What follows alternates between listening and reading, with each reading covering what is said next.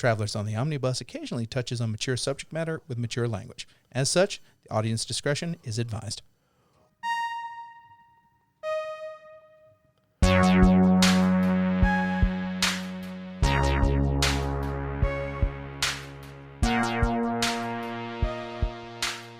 Welcome to Travelers on the Omnibus, a field trip through nerd and pop culture. I am Jody Kite. High energy Jody Kite. I'm Brady Davis. I'm Ethan Skinner. I'm James McCarthy. Welcome once again to our roundtable discussion. He's standing up, ladies and gentlemen. That's how much energy is in his body right now. This is a show where we sit down. He's choosing to stand. Yeah, Jody's opening bit is just cocaine. Without taking cocaine. Yes. Yeah. Like, It's like experiencing the Cocaine Bear movie. But better. Nothing. Right now, that's my entertainment of the year. It's pretty good. Again, it's one of those movies where it's better with friends, though. Yes. Yo, yes. I can't really. 100%. That's one of the reasons I haven't watched it yet. Yeah. But, Ethan. Yeah, that is my name, yes. What have you been up to? Interesting. Sleeping, working, eating. That's it. That was the worst. Those are all important things. That's the worst Daft Punk song of all time. Yeah. Sleeping, working. Sleeping, Sleeping, working, working, eating. Go eating. do it. Sleeping, working, eating. Do it. I'm glad they workshopped that one. Technologic. Yeah. Work has just been very busy for me on this past week. So I've been gathering some cards for various Magic decks. Some for the. You've been going to the card mines and working your shifts. I've been in the mines, digging up some new things. Don't get that paper lung. Be careful. No. I want to avoid that. I've also been deck building for a new commander deck. Who's the commander? Svella the Ice Shaper. I don't. It's a. Is that the 8-cost one? No, it's the 3-cost one. Oh, okay. It's has like 2 activated abilities. Okay. Pay 3 to make an icy manolith, which is like a arcane signet. So tap for any color of mana, and you can pay 6 generic, a red and a green. Look at the top 4. You can cast a card from among those without paying its mana cost. Yeah. And so like the deck theme I'm going with is like big dumb dudes. Nice. And so like, hey, pay all this mana from all these mana rocks I'm making. Oh look, just cast this extra turn spell, draw 4 cards, destroy target thing. Oh look, cast this big dumb idiot like several turns early. There's 2 other people that have built that deck at the shop. But I'm just now hearing about that. yeah. One of them is land destruction. Cuz you just like ramp out rocks. I can see that. I also have like I just picked up a doubling season, a Parallel Lives, Primal Vigor for like the double token doublers. Yeah. So, yeah. So yeah, just I really appreciate the way you just pissed in his cereal there. When I try to like make decks, I try to make decks that no one else in like our circles don't have. If I build a commander that's semi-popular, at least my deck theme will be completely different from anybody else's. Like your Naya, your red, green, white one. Oh, the Naya. Yeah, Naya land destruction. Well, yeah, but like that's not a deck anymore. Yeah. Yeah. Oh, already? Jesus. I turned it into Jenna Fey. Jenna Fey is a legendary creature that says if you would make a token, it doesn't care if it's a creature token or not, you can either choose to make a 3/1 dog token with vigilance or a 2/2 cat token with haste. And so there's and it's red, green, white. And so there is a card called Dockside Extortionist.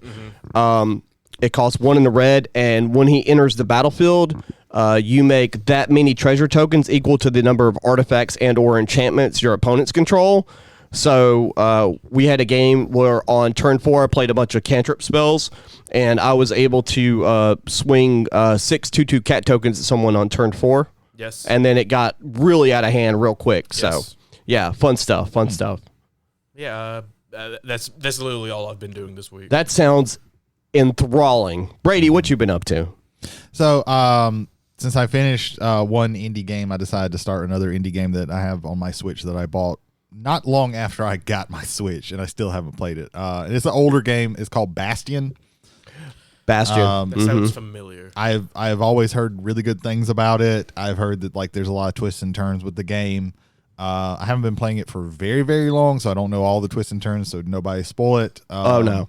It was the first game by the studio who made Hades and the Velocity. Supergiant? Yeah, Something Giant? I think so. Yeah. I think so. Yeah, it's a really. I haven't gotten very far into it, but it's a fun game. You're just kind of running around these. The art style is really cool. I like how as you're going, all that you know is like you're this kid who wakes up and there's this calamity that's happening. And you come to, and you eventually come to this place called the Bastion where you're trying to like get these cores to build up the Bastion to open up different things that you can do, and then you're just going out to different places and it's really cool as you're going. Like it builds the world comes up from underneath. Right. So that's really cool with the art style. It's got this narrator. Yeah, as you're moving, you hear like our hero decided to go blah blah blah blah. Yeah, blah. as you're doing whenever you do something, like he reacts to you also doing it, but then you also meet him. So and I think like something kind of big happened. Just now where I am in the game, but I'm not exactly like it hasn't become very clear yet. But I'm enjoying it so far. I don't think it's gonna have the emotional weight that the last game that I played did. Right. But I was just trying to play through like some shorter in indie games. I believe Bastion came out late in the 360 PS3 era. In fact, I think I might have it on the 360. July 20th, 2011 was its release date. Yeah, I might have it on the I might have bought it on the 360 and just never played it. Yeah. Or got it for something and never played it. But I was just like, yeah, let me play some more of these because I do have a lot of stuff on my Switch that I haven't played. It's kind of hard to describe how it looks because it's sort of isometric but it's not like Hades or the other game that's like Hades that they made.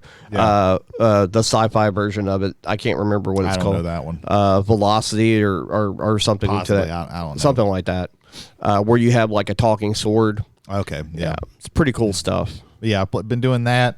Since I've been playing so much Lorcana on Pixelborn, it got me. I guess it kind of does what the game's supposed to do. It got me into a kind of a mood to watch Disney movies. So I've been watching a few of those. Yeah, I've rewatched Beauty and the Beast, Little Mermaid, Robin Hood. That was always one of my favorites. I do love Robin Hood. I've rewatched Moana. There's one more that I've watched, but I can't remember. I think that might have been it.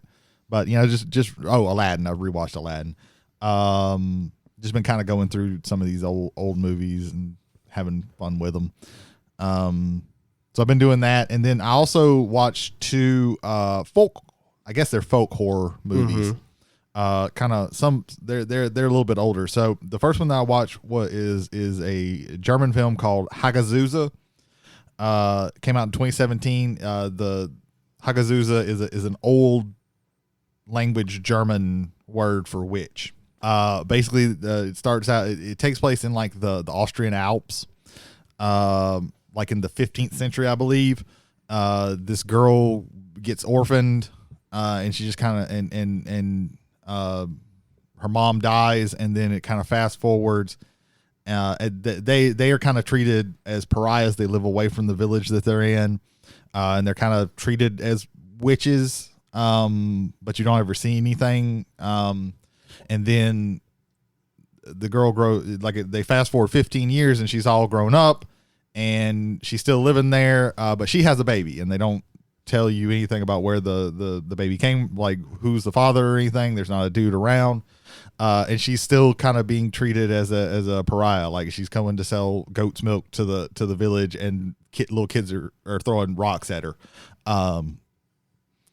But she also starts acting like really erratic, and a lot of weird, trippy things happen. It's all natural lighting, so there are times where it's like super hard to see what's going on in there.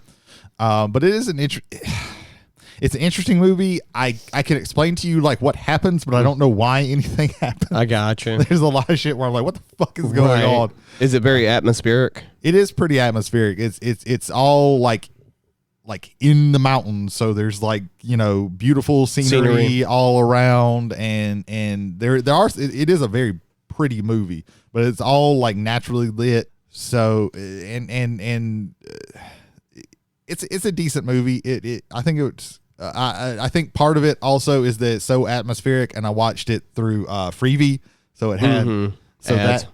that kind of broke it.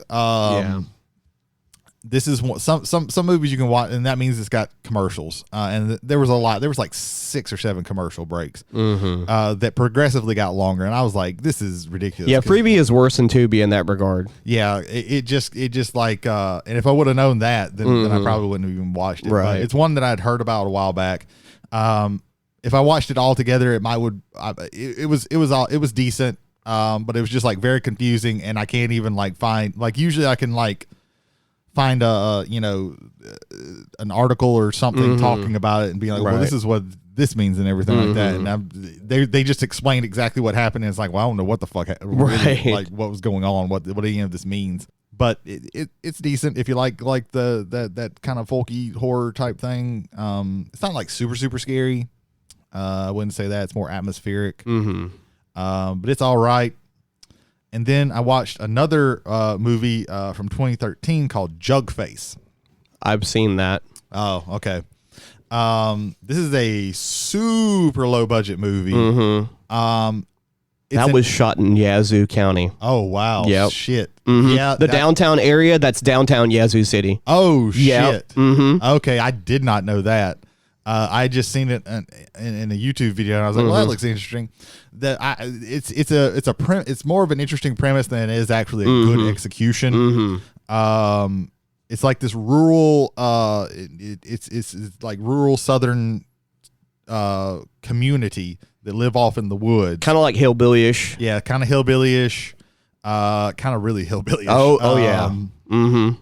But they, God, So like they do a really cool thing in the beginning where they show like these it's like painting where like there's this sickness in the village, and this is a long time ago, and they can't cure the sickness, but then all of a sudden there's this pit, and somebody gets called to, then they call him the potter, gets called to make a jug with somebody's face on it, and then they reveal the face, and that person has to die, and then that allows the once the sacrifice has been made, the pit heals them, like they go down and wash in the nasty ass water in the bottom of the pit. And the potter does that blind, like he doesn't know like what face he's making. Yeah, you find out like he has no idea until he doesn't even know what he made until like he goes into like a trance, right? Until he puts it in the kiln and like goes away, right? So this young girl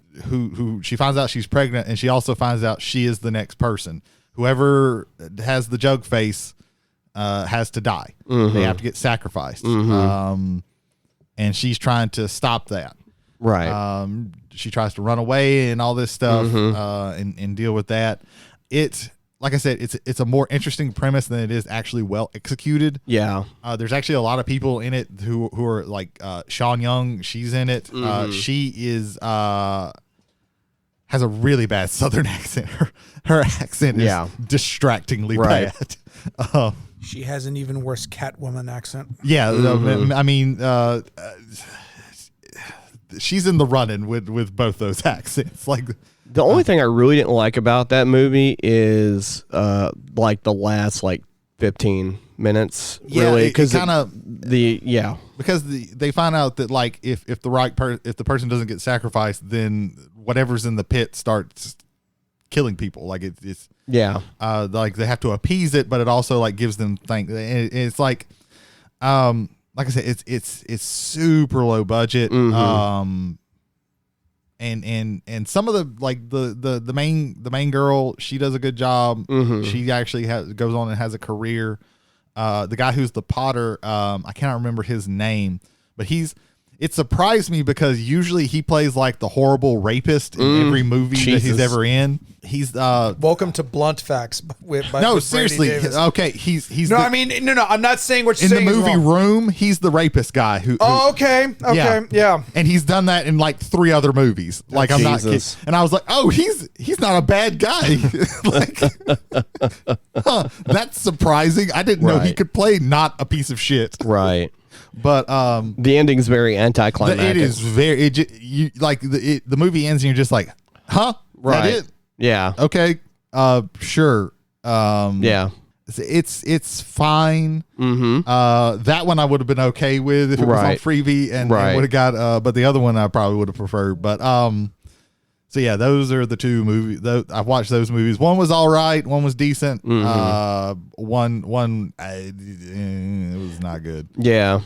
Maybe with like more money and a better director, maybe. I think it would have been fine if it would have had a different kind of ending, to be honest with you. I think like if the ending would have been better, it would have probably went from like a 4 to a 6 or a 7. I see what they were going with. Oh yeah, it's one of those like that movie had a lot of potential. I'm gonna spoil it. So she tries to run away with the she fights not wanting to be sacrificed the whole movie. Yeah, she fights not wanting to be sacrificed the whole movie. She ends up running. She gets the Potter guy who's a little slow, and they run off, but then they get caught and they get brought back. She gets him to make another pod or something too. No, he does that from. He does it on his own. Okay, of his own accord because he figures out she was the next, and he has one. a thing for her or something. Oh, also she's pregnant with her brother's kid.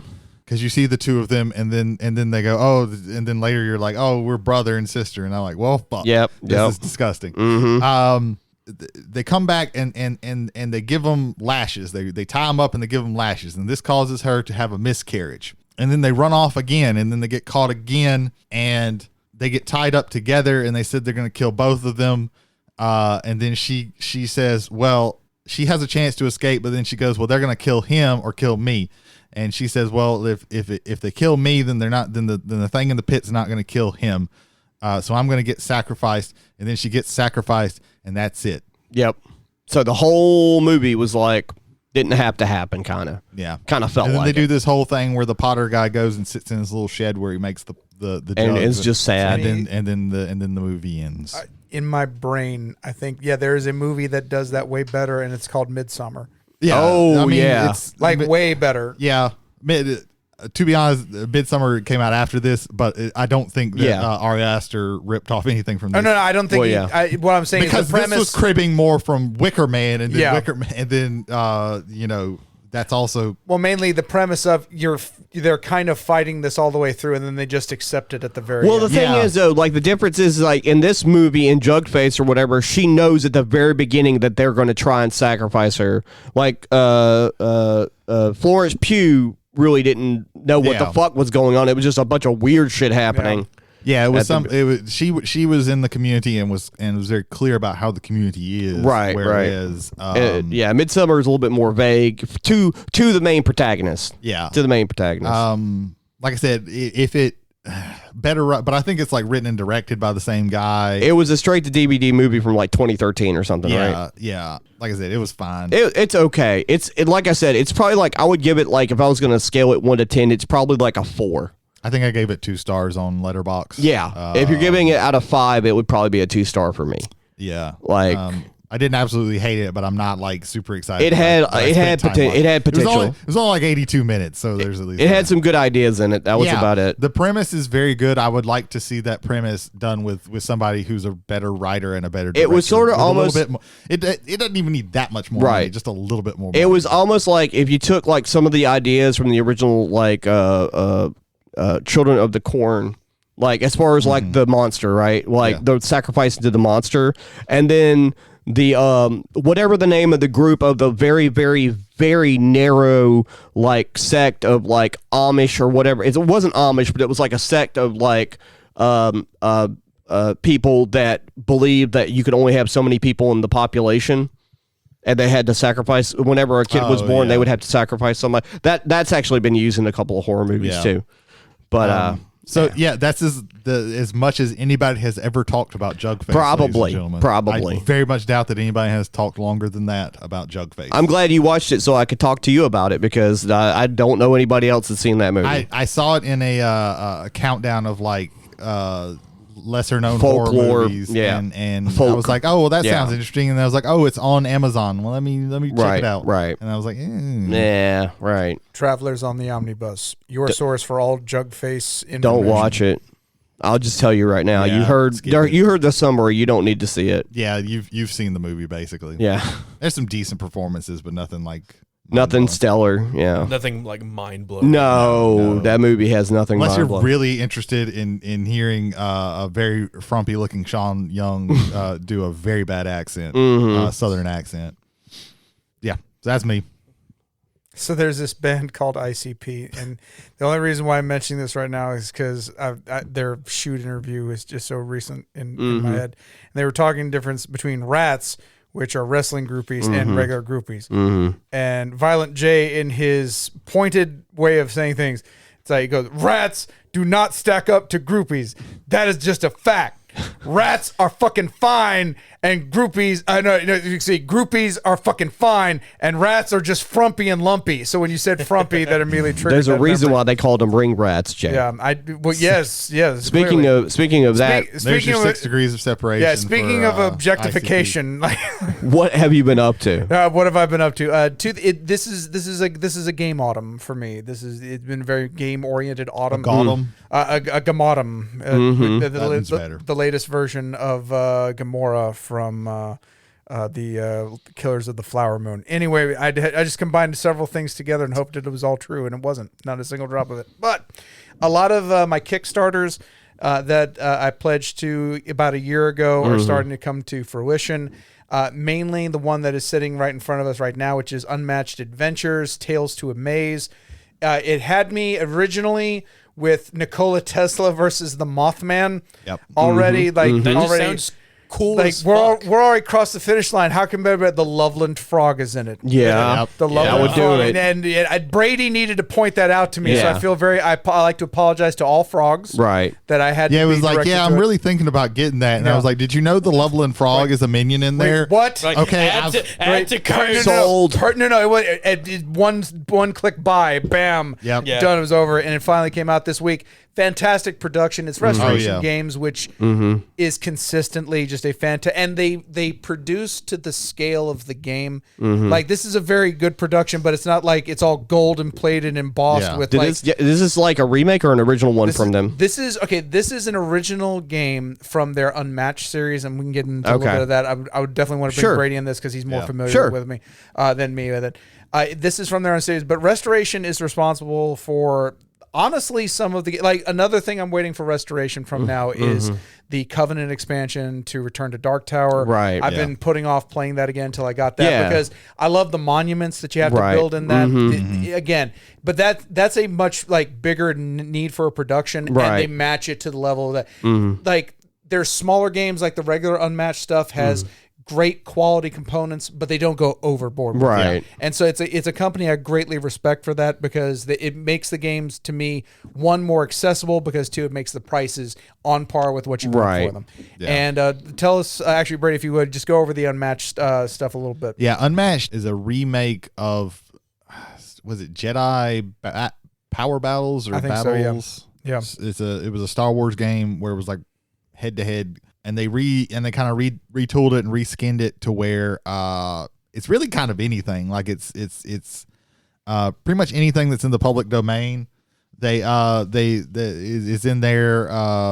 Like if you want to fight Bigfoot and Robin Hood, you can do that. Isn't Marvel being brought in? Marvel had they have 4 Marvel sets. Okay. Of which I have one, and they're like one of them's the one that I have is Moon Knight, Ghost Rider, and Luke Cage. I saw one that I think was like Doctor Strange, Spider-Man. Doctor Strange, Spider-Man, and She-Hulk. That was the She-Hulk, last. yeah. There was only 4 sets that they said they were going to make with Marvel. Now that I have a quote-unquote base set, I kind of want to get that set just because that's 2 of my favorite. That looks like and I've thought about getting that one. There's another one that has Black Panther, Black Widow, and Winter Soldier that I'm definitely going to get. That's cool. Yeah. But they have those. They also like, you know, one of them's like Bloody Mary versus Achilles versus who else is in that one? The Monkey King from Journey to the West, and I can't remember what the fourth one is. Sun Wukong. Sun Wukong. Sun Wukong, yeah. And they all play. So everybody has like a deck of cards, and with Unmatched, you're playing against. Usually it's 1-on-1, but you can also play it with multiple people. On these like pre-made maps where some parts of it will be the same color, and that is a zone. So if you have if your character does a ranged attack, you can hit anything that's in that zone. So anything that's that color. If you're a melee attack, you have to be next to them. So wherever the line is connected to, and everybody has a deck of cards, and everybody is wildly different. Where they all have special powers and they all have different. We got a camera crew coming in right now filming us as we record. So that's the one-on-one, and there's like tons and tons of sets in there, like tons and tons of shit. They even have some Jurassic Park stuff. If you want to play as the T-Rex, they have that. It's a humongous model, and then they came out with this Unmatched Adventures Tales to Amaze, which is a co-op version of that. And that to come back in, that's what drew me for this one, because when I'm playing games, I'm typically teaching them at the shop, and like a one-on-one competitive game, like I have to sit up from the table or else I go into full-on comp mode, and then you don't want to play the game again because either I won or I was an asshole throughout it, and I don't want to be that. I just don't want to be that. But it's only 2 people. Then if you're playing it, I think there's a 2-on-2 mode. There you can play. There's teams, and then there's also a King of the Hill where you can play as multiple with multiple people. But then there's like some extra rules. It's mostly a one-on-one thing. It plays best as that, but you can play as like teams. Teams is kind of I think overly long, but yeah. I think it's something that they knew they could do it, but that it would extend the game out to me a little. Yeah, it's kind of like with Dice Throne, where it's best at one-on-one, but you can play with multiple people. Right. So when this was a co-op game, like that was the initial seed for it, and also just like the idea of the Mothman and the alien invader, that was great. And then of course you have minions, and it's not just the Loveland Frog, but the Jersey Devil. There's a giant tarantula, so it's very 50s B movie. Yeah, it's either like 50s it's very sci-fi B movie or it's a cryptid. Like, right. So and everything in here is made kind of like a 50s B movie. Yeah. And again, the production is just absolutely fantastic. Mothman's like one of my favorite like pre-painted miniatures I think I've ever had. It's pretty pimp. It's very good, and so I'm really excited to get this to the table. But probably about a week or two, we're probably going to get this at the shop. I would have played this yesterday. Yeah, no, I know you were super psyched. You were like I said, oh man, this is good. The Mothman in general is probably like my favorite cryptid. That's a solid. He's one. up there. Yeah. Yeah, that's not a bad one. The Mothman Prophecies low key is like one of my favorite horror movies of all time. Oh, okay, like, that's a pretty good one. To be fair, I saw it in a theater and we all had the same like scared reaction. Yeah, that helps a lot with that too. And so that was it could have been a communal experience for that one. I like the Mimic in Mimic. Like that's a good one. It's not. I mean, it's not coming to like full. That was Guillermo del Toro. Yeah, yes, it was, and he hated that process. Because the studio cut the fuck out of that movie. Shreds. Mm-hmm. I would have liked to have seen.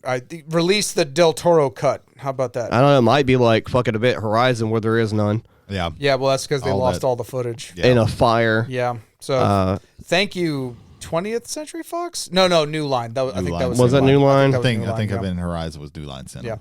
The second thing that we talk about is going to be a bleed over with Jody's. We've played our first 2 sessions of Fabula Ultima. Even though I've been the one like pushing it forward and like supporting at the shop, I still need to remember to say Fabula Ultima instead of Tabula Rasa because it's just in my brain the entire time.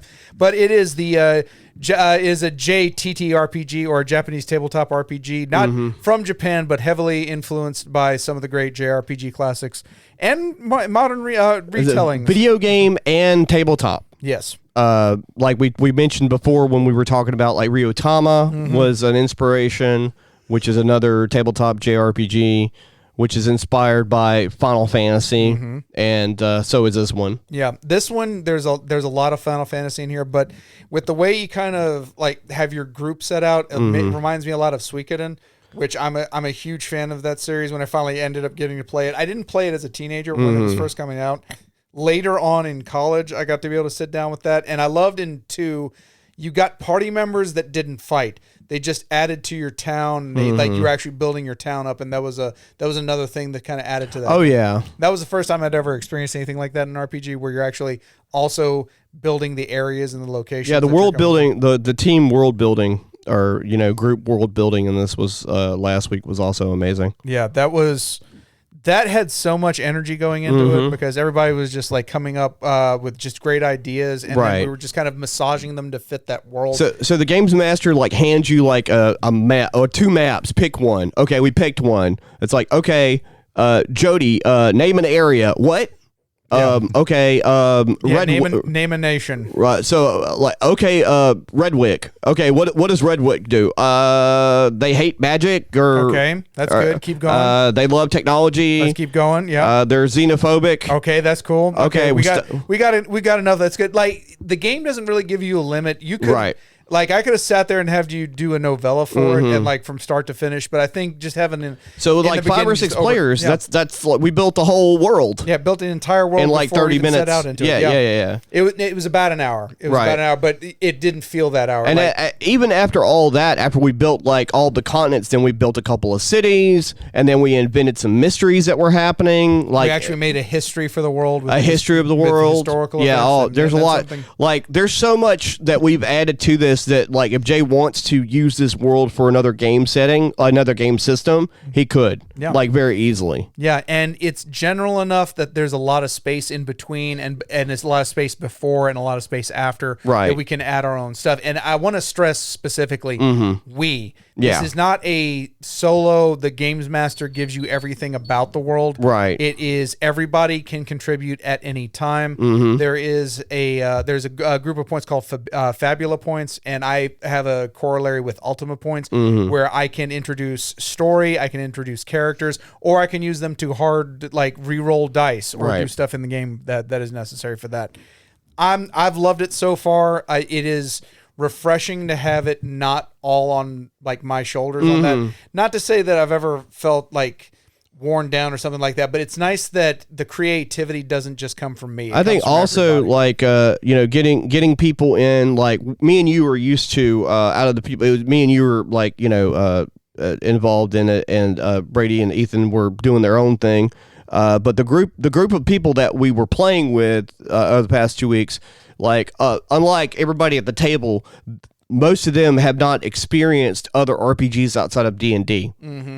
So, you can like once you start like figuring out like how things work and get your footing and figure out like being comfortable in your own character and things like that, and being comfortable with how the rules are and what your character can do and things of that nature, and then like your character's correlation with the other characters in the party, you start getting more into it. And then I'm waiting for like 1 or 2 of them to realize like, oh wow, this is a better, or at least a different example of like a TTRPG that's not D&D that I actually enjoy. Yeah. Well, again, that energy was rolling best at world creation, but I think it's been carrying throughout. The most recent chapter that we've had, I think, was really fun with the introduction, because the world has a number of threats going on at any one given time.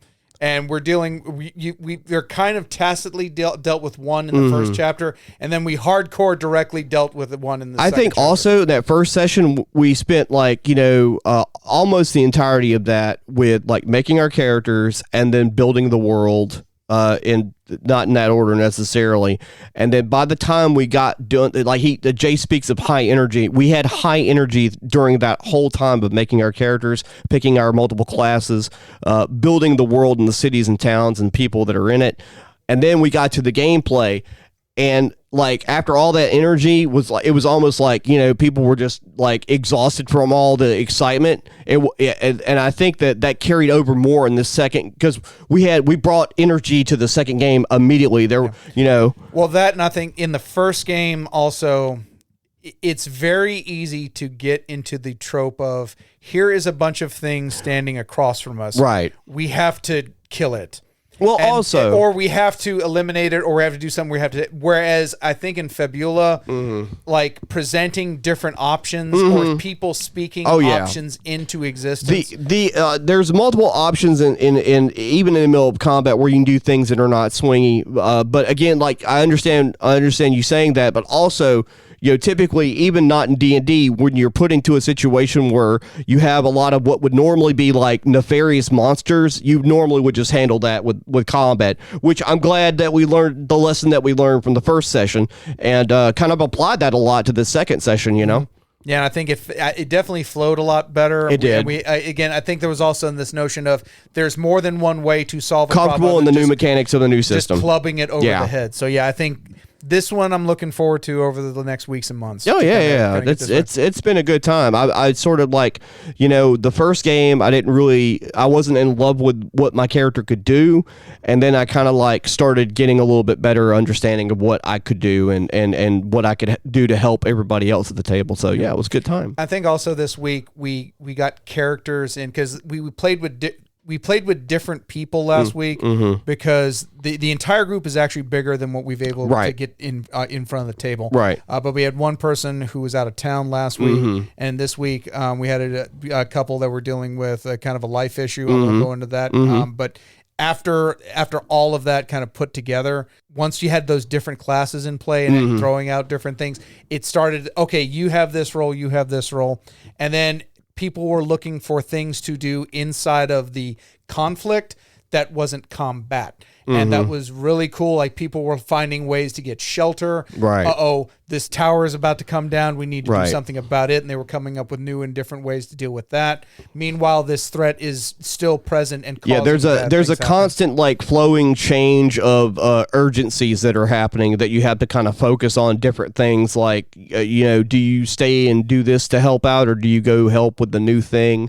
What do you decide to do impacts what happens. So yeah, There you go. good time. Anything else, Jay? No, that's pretty much it. Take it over, brother. I believe that's his way of asking what have you been up to. Yeah. Oh, okay. We've all cool. gone through our stuff. Yeah, I was waiting. It seemed I was like the waiting for natural it. transition. I was waiting for it. So I got on Netflix Sunday and I was just like scanning through this stuff. There's your first problem. Yeah.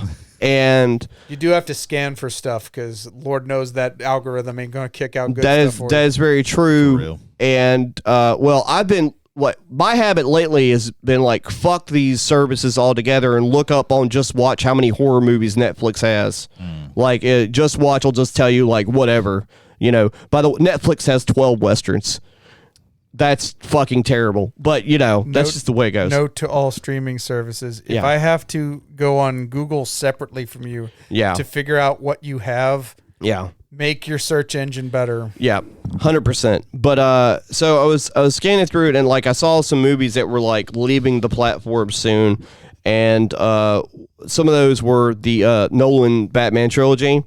So I watched the second one, the Dark Knight. Dark Knight movie. If you're gonna watch one, that's the one. That's my favorite out of that trilogy because the first one's okay. First one's solid. Compared to the second one, it's okay, but the second one's like just stellar. And then that third movie, I've seen it like maybe 2 times.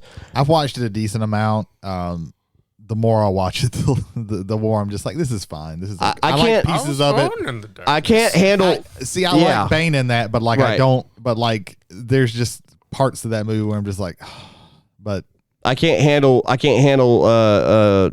Hardy's like Bane voice. I can't. don't. I have never minded the Bane voice. I thought the Bane voice Like was cool. immediately when I saw that movie in the theater, I heard that like what sounded like a Warner Brothers like Bugs Bunny cartoon voice come out of that. I'm like, dude, what is going on right now?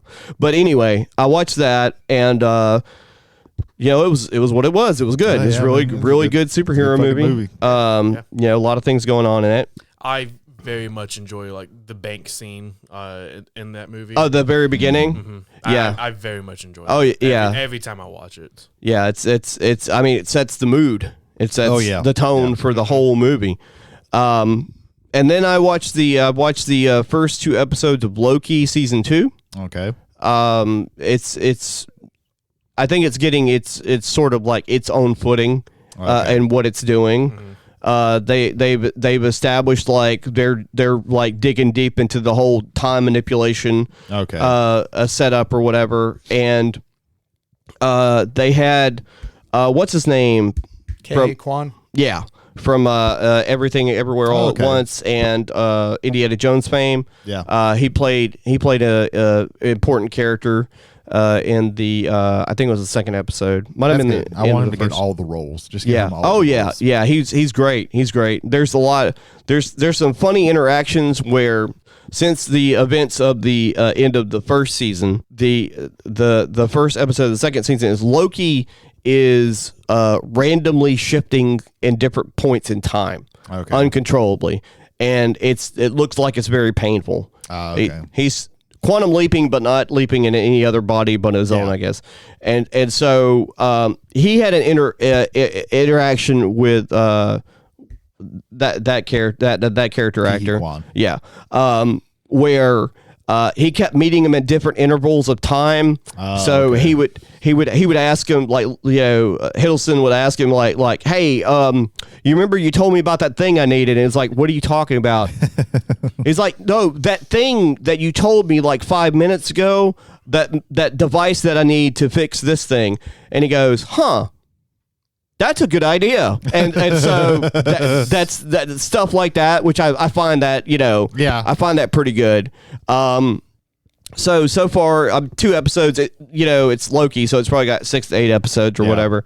So I watched that, and then I played a little bit of Minecraft. I haven't played a lot, but I couldn't find a tutorial for what I wanted to do. And in Minecraft, sometimes you can make things work without a tutorial. And what I wanted to do was I wanted to make a machine to where I could make sugarcane like grow and also be harvested like really fast. Mm-hmm. And the thing about Minecraft is one of the reasons why I didn't want to make a quote unquote infinite machine is the thing about those machines or anything in the game, like crops or whatever, is like you or somebody has to be within a certain distance of it. Otherwise, it's not gonna do anything while you're not there, right? So you have to be within a certain distance of it. So I wanted this thing to be fast and work. So what I did was I took a plot of dirt and put sugarcane in it. And then right above that, at the second sugarcane goes up 3 levels. At the second level, I put a piston, and above that, I put an observer. Whenever an observer sees something, it triggers. Then off to the side, I put a dispenser. So the dispenser triggered when the observer triggered. So what would happen is when I would add bone meal to the sugarcane, it would grow to the second level. The observer would trigger, push the piston would trigger the dispenser because both the observer and the dispenser and the piston were all connected to each other. So it would push the sugarcane out. The dispenser would dispense bone meal, which would make the sugarcane grow, which would make the observer push the piston. So it does all until it runs out of bone meal. All those 3 actions happen until it's out of bone meal. Okay. So I feel like Jody's just secretly like a redstone genius in Minecraft. Like not really. He's making all these different kinds of contraptions. And well, this is a singular contraption that's very small. Like usually people go like really big with them, and the more bigger the contraption, the more easy it is for you to not have it work. Yeah. So, but typically because it's a bigger contraption, the bigger the output. That is also true, but I will say that with 9 stacks of bone meal, I was able to make a double chest full of sugar cane in like less than 10 minutes. Oh, okay. There was a video I saw like months ago where it was like... I don't know why I'm saying, like I actually know what any of that means. I don't play Minecraft. You don't let on. There was a Brady video, Davis is the singular greatest Minecraft expert in the world. Sure. Oh, shit, damn. Yeah. This guy, he had like an auto farm, kind of like build. Is like, right. He had all these plots of land with multiple crops growing, and he would like flick a lever, and all of a sudden, like he had like multiple dispensers like shooting bone meal into crops, letting them grow, while also like raising pistons to let water flow to like collect all the crops that had just grown. into the dispensers, into chests, hoppers. Right, That's what it was. right. Hoppers, where it's at. And then bring the platforms back down to where the water like collects again. Right. And then he had like villagers like auto plants. Yeah, I was about to say, if you didn't have villagers there, you still have to go through the whole process of planting everything again, which is annoying. And he had like 5 of these. Oh, nice. We need to have a section of the show called Brady's Minecraft Tips, where Brady just gives bullshit Minecraft tips to everybody. I don't even know enough about Minecraft to bullshit that. You don't have to. Don't just like literally just say any words like redstone. If you eat it, you will gain magic. Flying machine. Flying machine. Yeah, he says some shit about redstone. I'm like, I don't know what the fuck that There you means. It is the stone of the proletariat. It is a stone in which it is red. Comrade. Hello, comrade. Welcome to Minecraft. That's me. Oh, Okay, there you go. interesting. Okay, there you go. Okay. We actually have one small bit of feedback. I kind of Okay. loved it. And Feedback. Jody was there when this feedback was given. But friend of the show and fellow podcaster, one Jason Holder, advised that on your recommendation, he bought Gree. And he is playing Gree right now. Oh, So that is it's- awesome. One more. so- Hey, that's Yeah. great. We have a 'cause- convert to Gree So converts. hopefully, So there we go. The word you is know, spreading. Yeah. That was the indie game we talked about last week. Yes, he did say do not play it on your Switch in portable mode because it gets so small that you can't see the character. Oh yeah, I can see that. I never played it. I only played it through my TV. the TV. You guys play I your did- Switch in portable mode? I mean, I do sometimes. I do sometimes. If as you well. have a Switch Lite, that is your only choice. When I worked at Job Corps overnight, I used to play it all the time. On you know, I'd bring my little controller adapter thing and just pop it in there and You just play kick on. back of the kickstand on it. No, I had my the carrier that I had. It could fold into that. And I like it. It was a little bit more solid than the shitty kickstand on. What's the- crazy to me is like you play the Switch like in portable mode, or if you have like a Switch Lite like I do, and you're like looking at it, it's like, you know, it's got the screen and everything. You're like, okay, I can kind of see everything that's happening, and then you think to yourself, how did I ever play on an original Game Boy with a 1.5 screen? Oh yeah. Well, it's also like resolution and things like that, Right. Because I remember, I think it was Assassin's Creed 2. When I was sharing an apartment with a friend, he had like a big like 60-inch TV, Right. and I was playing most of the game on that. And then I was like, well, he's using it downstairs. Let me go upstairs to my shitty CRTV upstairs. Right. Let me play it. And I couldn't see the fucking mini map. And I was just like, how have I been playing games with this shitty ass Right. thing for so long? It baffled me. I was like, Right. oh, I can't go back to this. Right. I can't go back to Once this. you've been spoiled, especially with video games, you can't go back. That You was have to like get bigger and better. I had like, you know, a rounded tube TV forever until like, you know, flat screens. Like I mean, like not HD flat screens, but CRT Oh, yeah. flat screens. Right. And I'm playing on this bubble basically, you know, Yeah. bubble television, and everything's fine until I go over to somebody's house and play on a flat CRT, and I'm like, I can't. I Yeah. got to buy one of these. Like for real, they're too good. Oh yeah. But that is feedback for the week. Ladies and gentlemen, thank you for being passengers on the Omnibus. If you would like to leave feedback for us, travelers on the Omnibus at gmail.com. Again, that is travelers, 1L, on the Omnibus at gmail.com. Jody, where else can they get in touch with us? You can also message us directly through Spotify and take part in any polls we may not or may have. Yes. The poll for Flipper Ethan versus Dapper Ethan is still up. Normally they go down a week, but if you go to our episode where we asked, do you want to have Flipper Ethan or Dapper Ethan? I mean, basically, do we dress up Ethan as a dolphin for his wedding, which has been completely okayed by Bianca. 100% No. okayed. No, It's yeah. going to be Yeah. great. No. See, And she's shaking her head no. She's It's shaking like- her head no. No, One of the- all I'm seeing is Nope. her nodding her head. That's yeah, she's all nodding I'm her head. seeing. Yeah, that's Nope. up and down, up No, and down. no, no, no, That's- no, so, yeah. down. That is Nope, exactly nope, how nope. I that heard. goes. I heard there's gonna be. So last week it was 1 vote for Dapper Ethan, no votes for Flipper. So right now, Wait. It's 50-50. oh man, It's 50-50. I heard there's yeah. gonna be Raceway hot dog corn dogs No, at there's your not. reception. yeah, No. it's Raceway corn, imported from Georgia, No. straight from Georgia. Absolutely not. Completely catered by race. Raceway when you Why is really this- need to go from both ends. Why does it say the poll has 73 days and 2 hours left? That's because it's extended to the end of the year. As people discover this, they're going to vote, and it's going to be whether or not you are. there's only 2 votes, and one of them is mine. I don't want this. Oh man, then you better got be it glad set you that voted. can only vote once, right? Yes, Yeah. only Yeah, vote once. Yeah. Only vote once. Ethan can't game the system. There you go. I get. Bianca, I need you to vote no.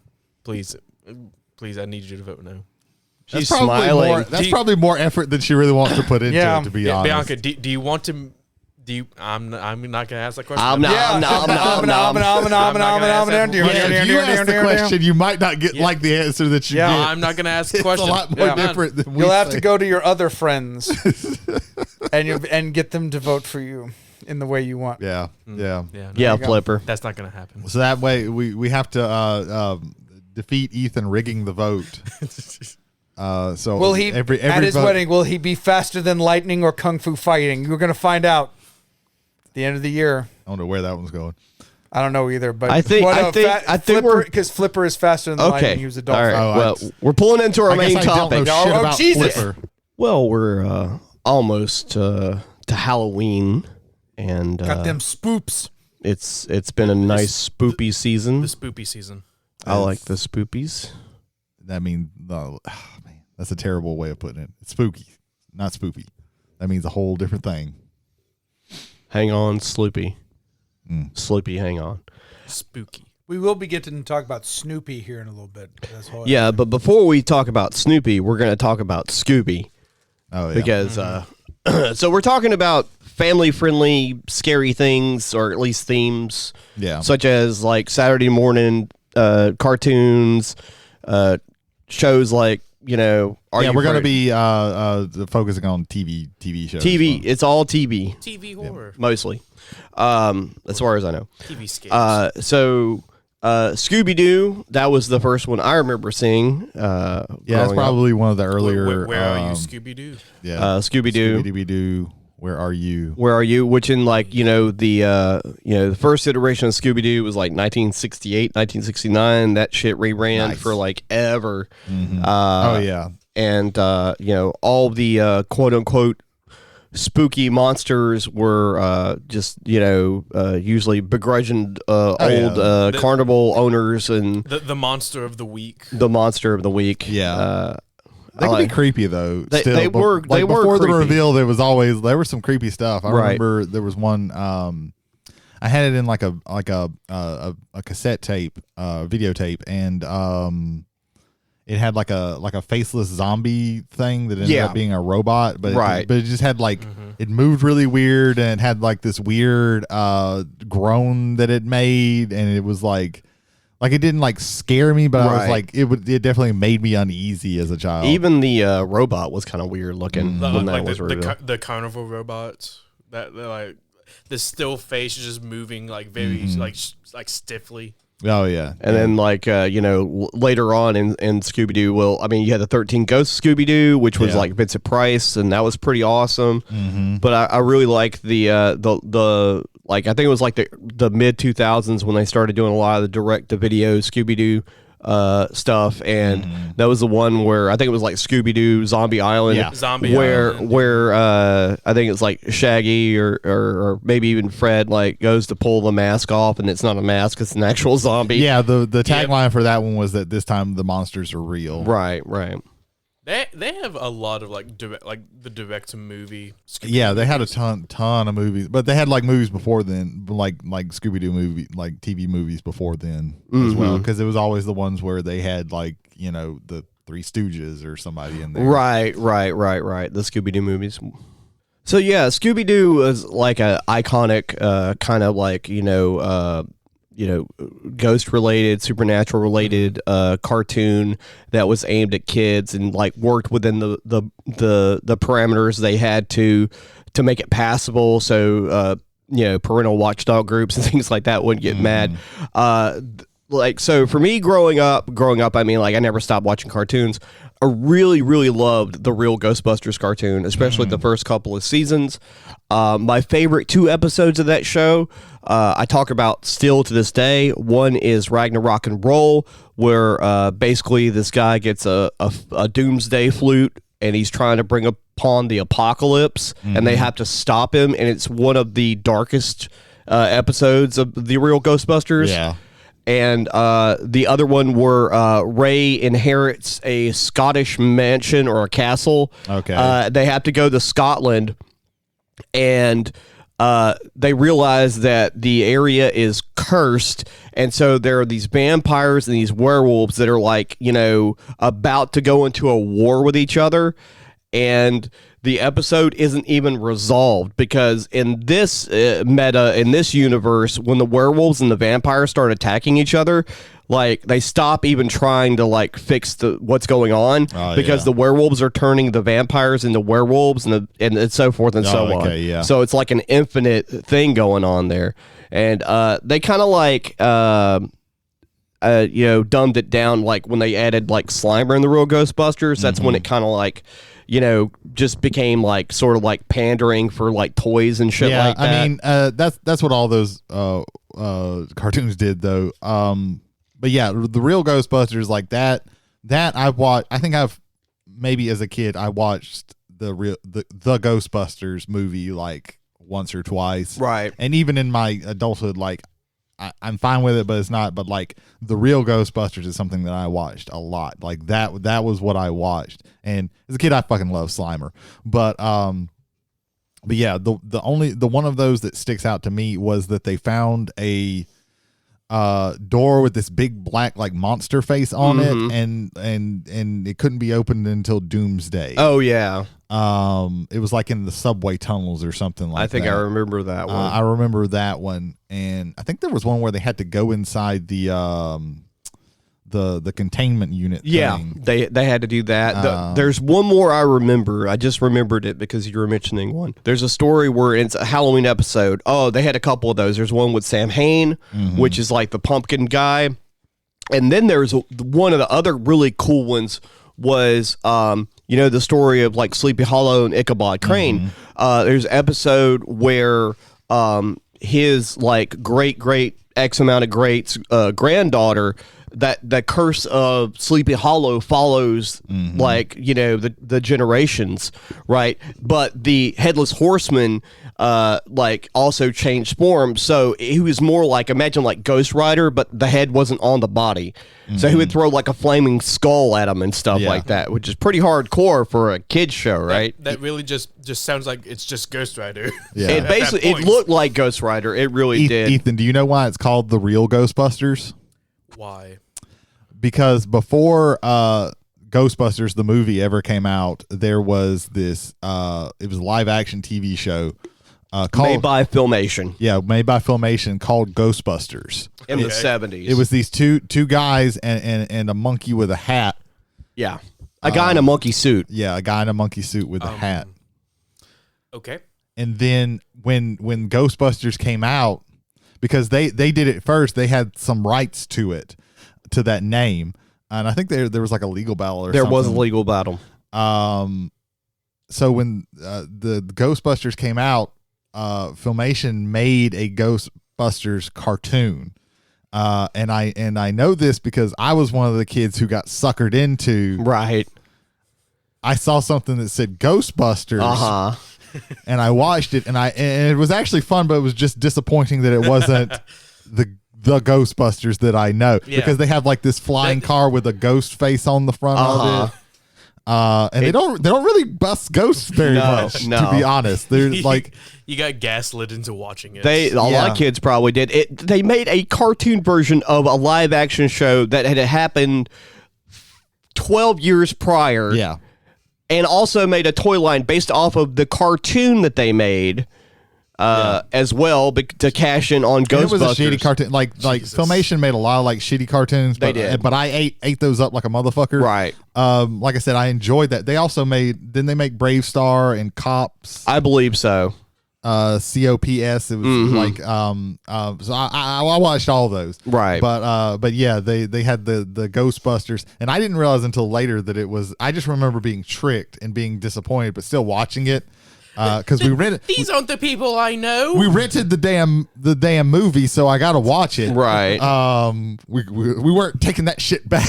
Right. So, Forrest Tucker and Larry Storch played the non-monkey leads in Right. Ghostbusters. Right. They were also leads in a previous sitcom called F Troop. Oh yeah. Yes, which they basically played like below the boards, like union officers, like doing illegal shit in the in the fort that F Troop looked after. So literally, this is just like, hey, let's just do this again, except it's the 70s Yeah. and we're busting ghosts. Right. Yeah. And they're basically like, think of the lowest budget Three Stooges / like Abbott and Costello kind that's of. basically what they did. Yeah. The only things I've ever seen is little bitty pieces Right. of the live action stuff. It's- But I watched the cartoon. The live action show, I watched like one episode of it because it is on YouTube, because Filmation does have a YouTube channel. And it looks like a PBS funded TV show. Yeah. It really does. From the 70s and 80s, it really does look like that kind of a fever dream of a TV show. I wonder if that is an insult to PBS. No, I think it is. It's totally not. I love PBS. Oh yeah, there's a lot of stuff that I liked from PBS. Here's my list of favorite shows from PBS. Number 1, Where in the World is Carmen Sandiego? Mm-hmm. That's the list. Sesame Street. You must have not have watched nearly as much PBS as I did growing up. Sesame Street is no longer PBS. It is now owned by Warner Brothers. Yes, well, but originally it was a PBS No, it show. is immediately erased from all times from being Yeah, PBS. that's not how that works. Yeah, not yeah. sense. Just They got because Thanos Electric snapped. Company's on Boomerang doesn't mean that it It doesn't is now exist. owned by Warner Brothers. Is no longer and was never PBS. Okay, Sure. well, I'll remember that the next time we say we want to forget that something exists, and you go, "No, we can't do that." Yeah. I didn't say it didn't happen. I'm just saying we can't recall it that way. That's not That's- how. that's not your how memory perception of and time reality. works. Yes. Remember, Corporation Uber Alles. remember, Paul Williams and Alice Cooper were on the Muppet Show, but They're so now owned by Warner Brothers. that was doesn't count. thanks, legal department. So Brady, what did you enjoy growing up as far as like spooky themed kid shows? Yeah, I guess since we talked about the real Ghostbusters, we can keep with some of a couple of the shows, the cartoon shows of either movies or old TV shows, or of old TV shows. The first one was Beetlejuice. Oh yeah, That one I watched a lot of. It just continued with Lydia and Beetlejuice was less of a sinister thing, Right. and more of a just one would say that wacky was a friend. better version of the characters. Really, I mean, I like Beetlejuice. Right. I got in trouble because I did the crotch grab thing and wasn't allowed to watch Beetlejuice for a very long time. oh okay. But I was allowed to watch the cartoon. The evils that Calypso music will do to Yeah. you. Yes. Well, there's one where there's a part where he like grabs onto his nutsack, and, Right. and I did that, and my mom was like, you can't watch Beetlejuice. We're not gonna rent you Beetlejuice from the video store. We're anymore." taking the wrong messages from Beetlejuice. My quotes from the movie would be like, "Hey, you want a zag nut? Come on, I know you want a zag nut." But yeah, Beetlejuice was one of those that came out that was like a kind of creepy thing where they went on magical adventures in the world of the dead, and yeah, with that he was more wacky than he was Right. Like malicious. But yeah, malicious than Right. like And he was in the first Some one. of the like background stuff too look very like Nightmare Before Christmas before Nightmare Before Christmas. Yeah, That's it a might have Tim came- Burton, it, so it might have came out around the same time, but yeah, it had a very Tim Burton feel with it, which I mean, he did Beetlejuice, so yeah. right. And then there was actually an Addams Family cartoon that came out. There was. And I remember watching that one. And a it lot. was based off of the original comic strip. Yeah, it was more. Everybody was more looking like the original comic book strip than the movie. But I think it came out after the movie. It did. At least one of the movies. Yeah, around that that's when time. it kind of blew up. But yeah, everybody was more looked like. I think Wednesday looked more like Christina Ricci, but everybody else looked more like Gomez looked more like the original Gomez from the comics. Then and Morticia the same thing. But yeah, that one was there, and that one was. It was kind of creepy and spooky, but it wasn't like super like scary or anything like that. They were just always acting weird and stuff. But the cool thing about it being a cartoon is they could do more crazy shit. Right. So yeah, that's a couple of them. Here's a weird fact that kind of gets. John Aston played the original Gomez Adams. Yes. In the original Adams family. Yes. I think he outlived Raul Julia. Yes, he did. That's so weird to think. When they, because I recently watched a thing, they did a shitty. I think it was Ham Saban did a movie of like Adam's Family Vacation or something like that with like a totally new cast and everything like that. Yeah. And then they did a TV show based off of that, but they didn't get all of the same characters. They got like I think the Wednesday from that one came in, and the original Gomez was actually like the grandpa. Like he came in. Yeah, John. Interesting. Yeah. He came in for a couple of episodes as like Grandpa Adams. Interesting. Yeah. I can't remember what I think it was like Hats Off Entertainment or something like that. That sounds YouTube. Yeah, that's a good YouTube channel. Yeah, that's a very good YouTube channel. So yeah, there was those. There was also there was a Tales from the Crypt Keeper. There was. It was toned down, of course. Oh yeah, definitely. Because Tales from the Crypt was an R-rated HBO television show. But yeah, Tales from the Crypt Keeper was all right. Yeah, it was cool because it was an anthology. So like every episode would have like 3 mini episodes shorts in there. Yeah. And I remember and that was my exposure. Like I had seen the Crypt Keeper, Right. but I didn't. But of course we didn't have HBO, and I wouldn't have been allowed to watch it, so I didn't know anything about the Tales from the Crypt. But I remember, and he was like super silly and everything like that. But I think there was like a monkey's paw episode or a little vignette, and then but yeah, they always did like it was almost like it was really more like a Twilight Zone for kids. More. Yeah, it reminded me of it. This is going to be a deep cut. So in the second Creepshow movie, okay. In the first Creepshow movie, the transition was between like the stepdad and the kid, and the stepdad not wanting the kid to read the basically the EC comic books. Yeah. And in the second movie, and this is actually like to me one of the more outstanding parts of the second movie because the first segment goes on way too long. It's the Wooden Indian one, but the transitional thing they use in between those shorts for that anthology is an animated a short that's like sporadically put out through the whole movie, and it's a story of like a kid, like he basically takes the coupon from the back of the comic book to get Venus flytraps, and because there's these bullies that are like bullying him.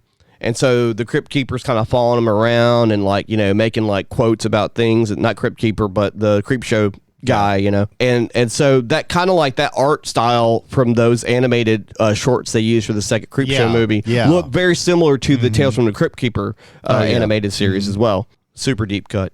Ethan, what about you? Did you grow up with any like spooky cartoons? Not really like cartoons. Like I grew up watching like the Scooby Doo show because my mom, not my mom, my grandmother, she had like a lot of the old wary Scooby Doo and Friends. I remember watching a couple of like the Scooby Doo and Batman and Robin episodes. Yeah. They had a lot of. There was a lot of those. Yeah. Not really growing up, but censored. Jake, cut this. Censored. I'll edit it. I'll edit it to where it's a funny joke. Yeah. Okay, there we go. Good job. There we go. Cut it to where us laughing now was after I said the joke. But leave this part in now. Yeah, exactly. Censored. There we go. No. That's gonna be left in too. But no, I'm already cutting the censored. One that I loved watching, Gravity Falls. Gravity Falls. Oh yeah. It's not necessarily like scary, but it has but it's got spooky themes in some of the themes episodes in it. Some of the later episodes are just like like downright horrifying. Like, Oh yeah, there's some cosmic horror. There's a lot of especially in the finale like arcs. Weird like, Mageddon. Yeah, Weird Mageddon is like really like Jesus Christ. Like, it combines like cosmic horror with when body Bill like mutilation changes all the almost. guys' orifices on his face to different spots. Your, I was like, your eyes are Jesus. now in your nose holes and your mouth is right next Yeah, to that your show ears. pushed a lot of envelopes for a Y7 show. Yeah, that's a really of the newer stuff. It's like, one of that's the a best really good ones. one. Like it is, in my opinion. It was like a couple of years ago where when my kids were staying over for a weekend, like they started watching it, and I think they had already watched it or whatever. But like, I wouldn't was say like, oh, yeah. normalize it, but I actually like having that option for kids. Right. Oh yeah, As long as you have some sort of support structure where if they are legitimately terrified, Right. Yeah. you can explain to them like this. This is a story. This isn't real. Right. But this is something to kind of stretch the boundaries of what. Oh you yeah, can I imagine. love that there's still like weird ass cartoons still coming out. Speaking of weird shows, so like before, this is like the predecessor of live action shows that have these kind of themes in it. Before, as far as televised versions, before the televised versions of stories from Goosebumps, and before Are You Afraid of the Dark? Which we'll get to those eventually. We will get to those, and that's what this transition is for, Ethan. Actually, this is a there we go. a device We're to here get to already. that. Brought to you We by are Segway. here. Whenever you need a Segway. We are not quite there yet. There was a show called Eerie, Indiana. Yeah, I wrote this one down. Eerie, Indiana was very much like Twilight Zone for kids. Yes, definitely. The show had some rocky situations happen, and I'll get into that in a second. Yeah. But the first episode, the pilot episode, was where also these kids are they're like around 12ish, in that kids on bikes age, and this kid just moves to Eerie, Indiana, becomes friends with this other kid or whatever. And his neighbors are really weird because they all dress up like they're in the 50s. Yeah.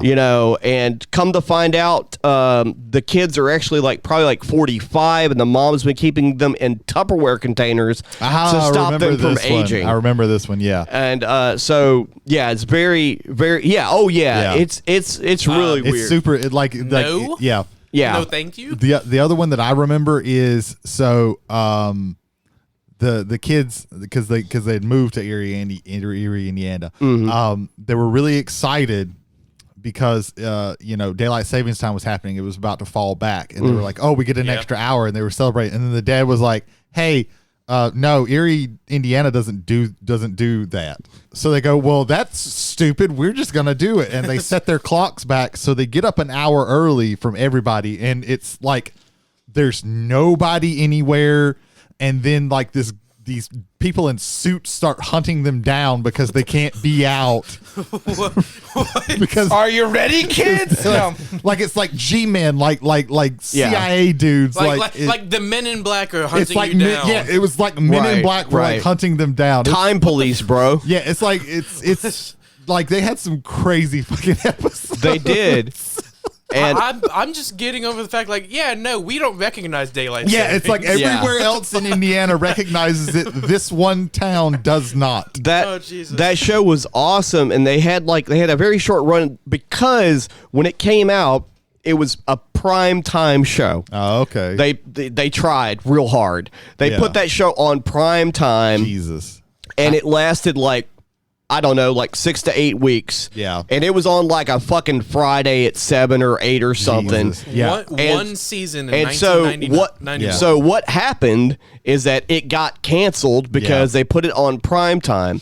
Then 2 years later, and this is probably when I watched they put it they made newer episodes because like I said, they only made 8 episodes and it got canceled. Yeah. And then they basically finished the season out. The kids look way older. Yeah, okay. And that's when they started showing it on Saturday mornings, which is when it should have started. Yeah, I remember to it being begin on with. Saturday mornings. It was on Fox. You could also see the production quality dropped quite a lot when they started doing that They as well. have 19 episodes spanning from 91 to 93.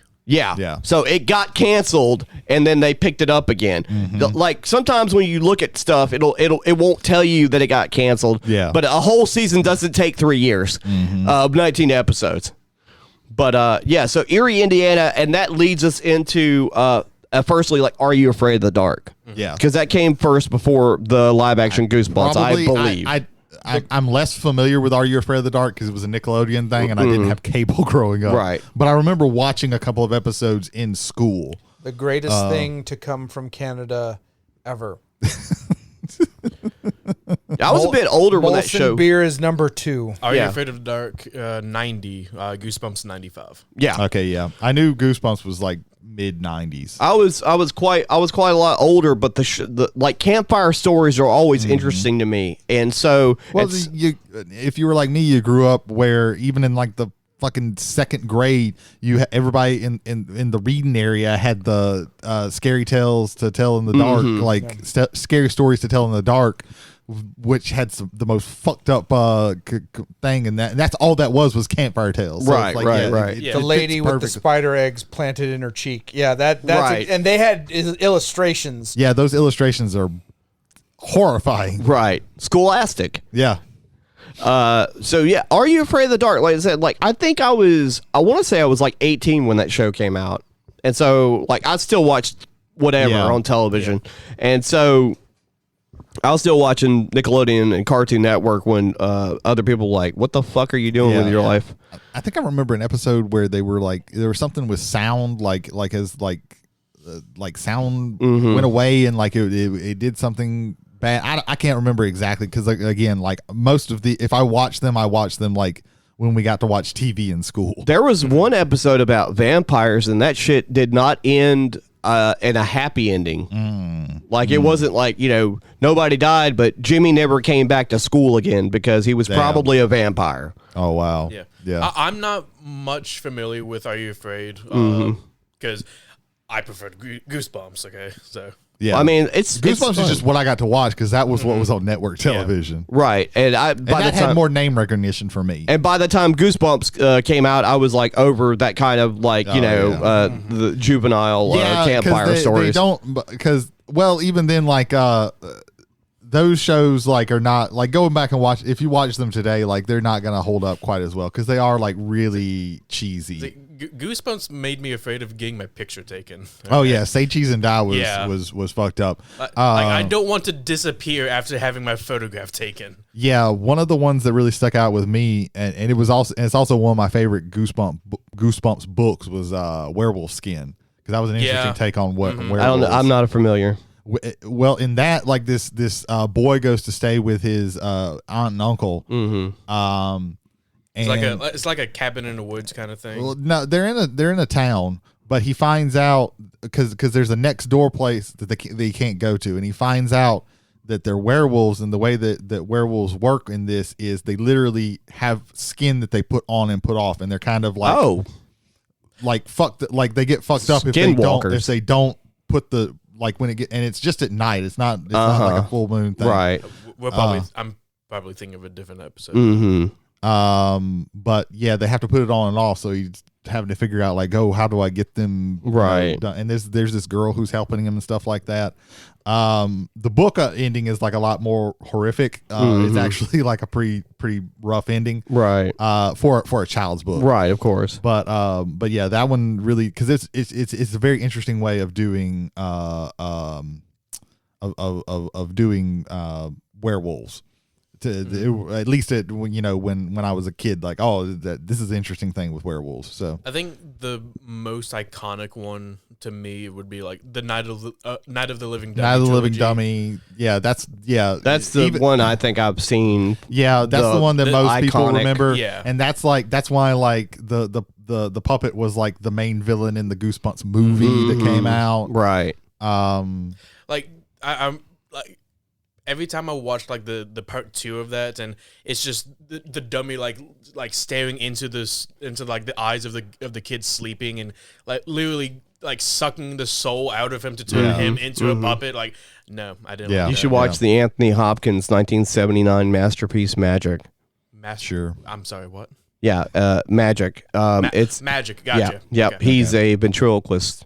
Yeah, Interesting. it's Gotcha. got a fucking dummy in it. Watch Dead Silence. Where, Watch Magic first, and then watch Dead Silence afterwards. Yeah, You will. that's a great. Gotcha. That's a great double feature. Sure. Yeah.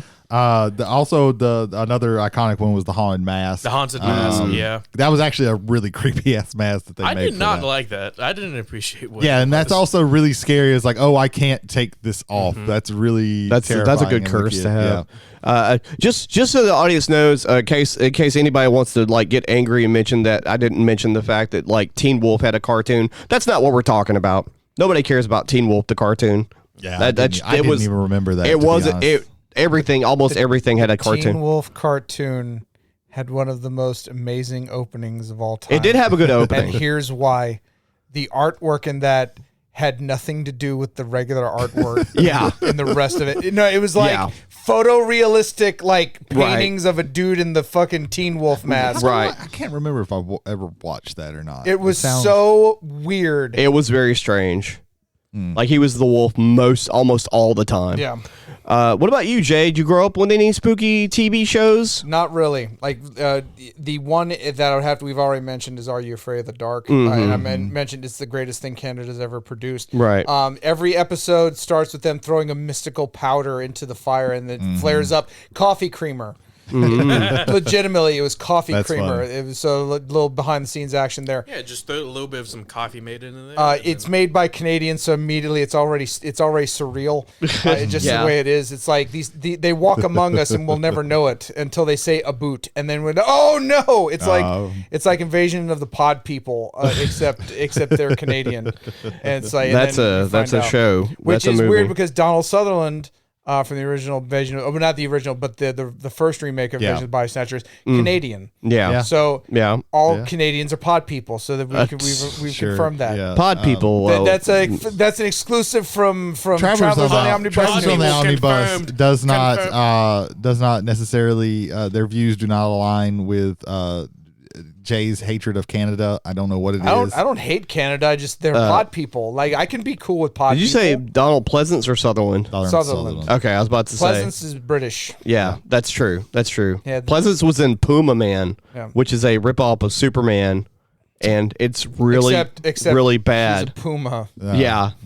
The power of the Puma compels you. Yeah. Wow. But But first of all, if I have to say one thing about Are You Afraid of the Dark, it's they consistently tried. They didn't always hit. None of it was phoned in. But everything, like there's some good production value for a '90s CBC transplant show. Right. Yeah. I bring that up specifically because I believe that this came from an American studio. It would have been different, and I don't think it would have worked as well as it did. Yeah. right. There's something about that Canadian, almost very plain style Right. of here is your horror, Right. Yeah. deal with it. And I kind of dig that. I 100% And deal with it.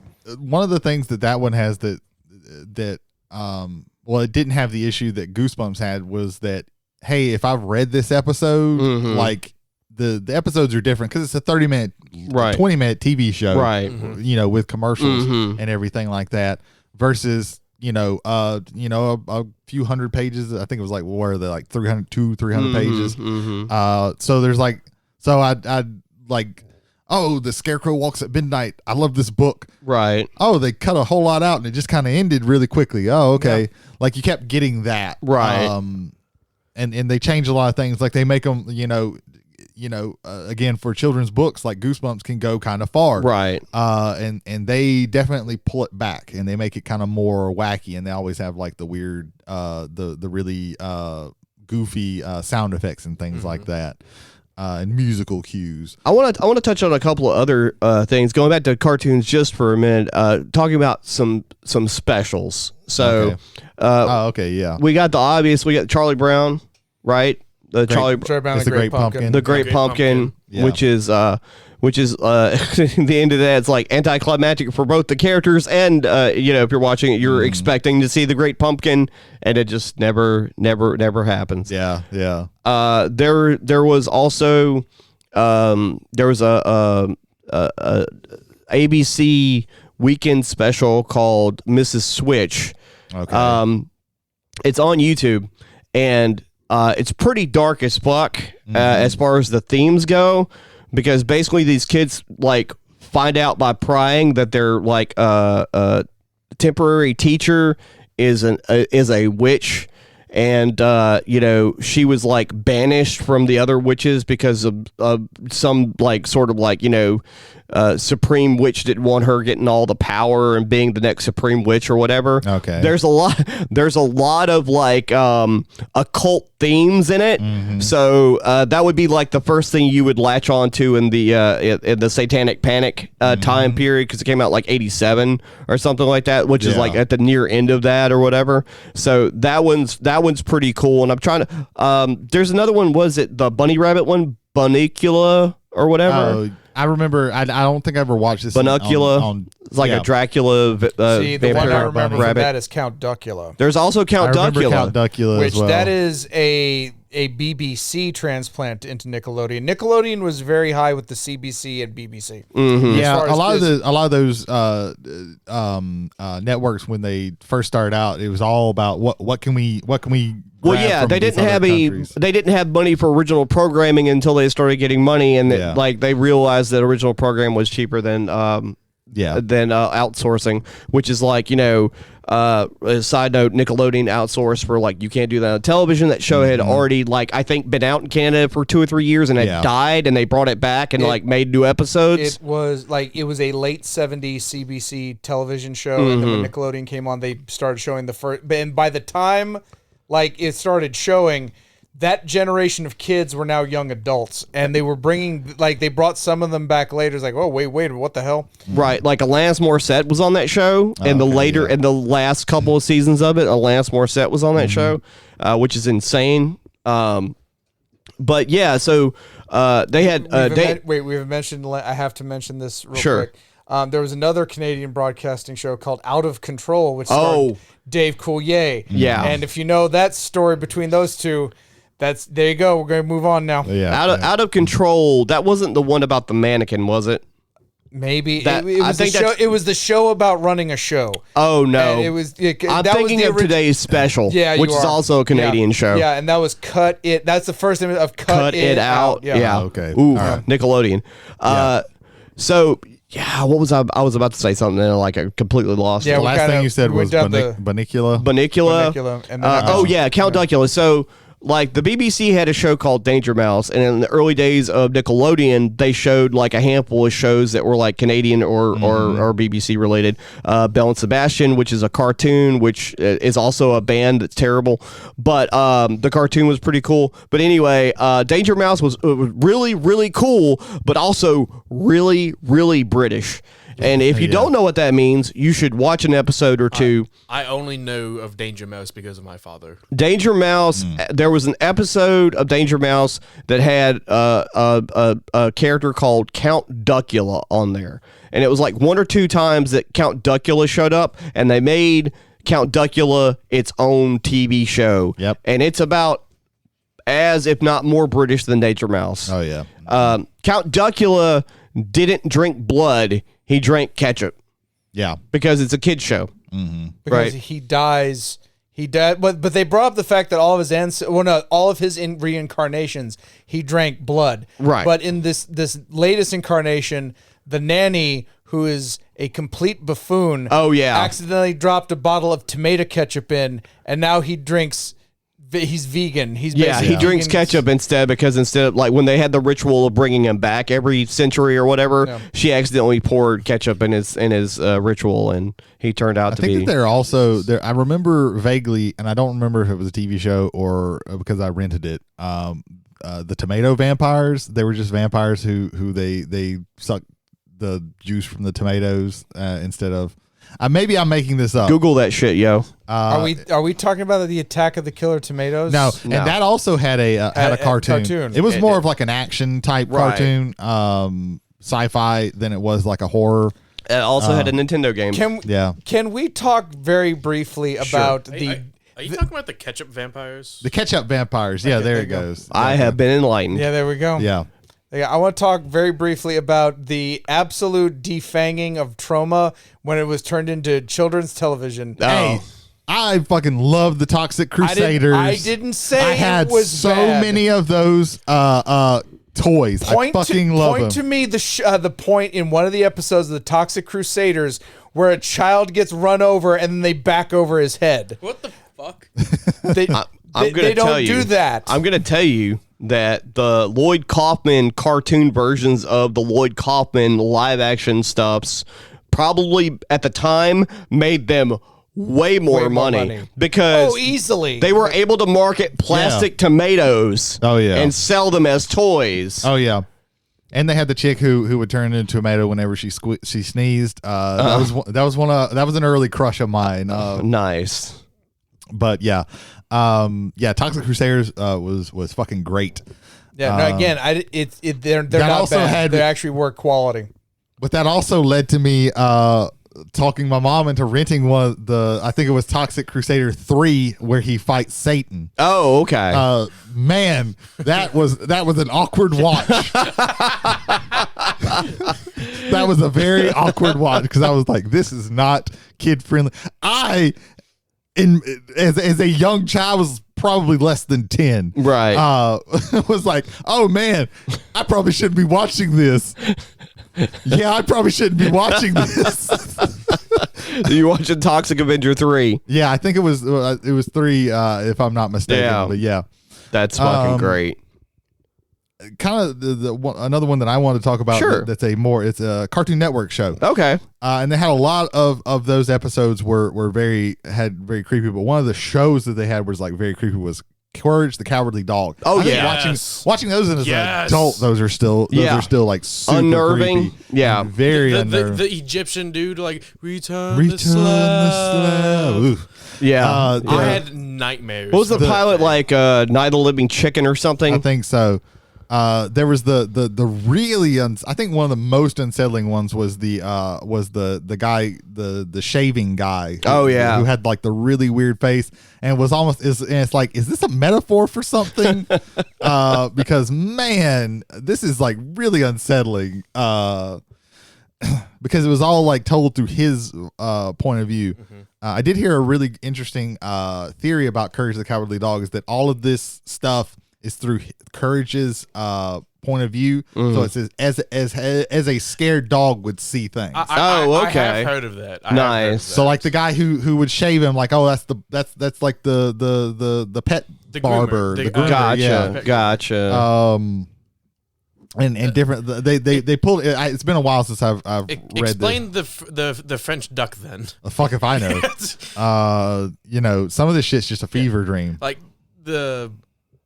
I think the scariest, the creepiest thing I've seen from that is like there was an episode where he went to like this rundown motel and he's like going through all different kind of doors to find Muriel, and he opens various things where it's like claymation, like people like screaming. Oh yeah, I love when the art style shifts and something like that. Mm-hmm. There's also like, speaking of like, there's full blown cartoons and live action stuff, but sometimes like they like to throw like a really like disturbing or weird character into a regular show, and I'm talking about Powerpuff Girls, where they introduced him, which is Satan. Yeah, him. Yes, he's pretty much the devil. Yeah, that's even as a kid, like you're like, oh man, this is really unsettling. What's wrong with him? Yeah. A very fancy devil, a very very fanciful devil. Yeah, all of those, the Cartoon Network, it was the cartoon block, and a lot of those would have like moments where they were like super. They would get like super creepy. Courage the Cowardly Dog, I think, was the one that was consistently. This is damn near a horror show. That's like what they aimed for. Is like, what can we do to ruin half of America's children? Yeah, well, Henry Selick, the guy who directed Nightmare Before Christmas, and James and the Giant Peach, he was like, yeah, kids have a right to be scared shitless every now and again. I like that idea. Yeah, because when it comes time to be actually scared shitless, you'll be unprepared, and that's exactly prepared. I want to talk about a later contemporary of Courage the Cowardly Dog, and I want to talk about Adventure Time, but specifically the Lich character. Now, if we want to talk about uncanny horror, that's where you have the fault lines where you start hitting the valley. Where it's like, wait a minute, where is this show going? Right. Because the Lich showed up, and then all of a sudden, all of reality on that show changed. Right. And everything wasn't right, and it wasn't horror in the shock or scare. It's the horror of like, this isn't real. Yeah. This isn't natural. What's going on in the show? This should not be here. The Lich was like one of my, like when they started going away and came back to like a regular kind of plot to it, I thought they lost a lot of what I think they could have gone with. I still think Adventure Time was a good show, and I think it ended well, but I think they left a little bit on the table as to where they could have gone with it. Oh, I love Adventure Time. Yeah, but just the Lich, which was voiced by Ron Perlman, perfect voice. Yeah. He voiced that? Yes. Holy Yeah. shit. Yeah. It's even Holy more shit. uncanny now, isn't it? Yeah. Huh. There's a lot of all that stuff like Adventure Time and all those like weird newer cartoons come, like there's a lot of like from the people who worked on and created Flapjack. Oh like, yeah. went on like The there's- Flapjack family tree. yeah, they just kind of all went off and did all these other amazing, super weird cartoons. Yeah. Like the people who did Gravity Falls, they have a connection to Flapjack. Like it's all starts at that one, and then it kind of blossomed out into this like all these weird. Let me ask you crazy this: cartoons. was Steven Universe from the Flapjack family? Yeah, Yes, she's Rebecca Sugar is somewhere in there. Like Grim Adventures of Bill and Billy and Mandy. Mandy.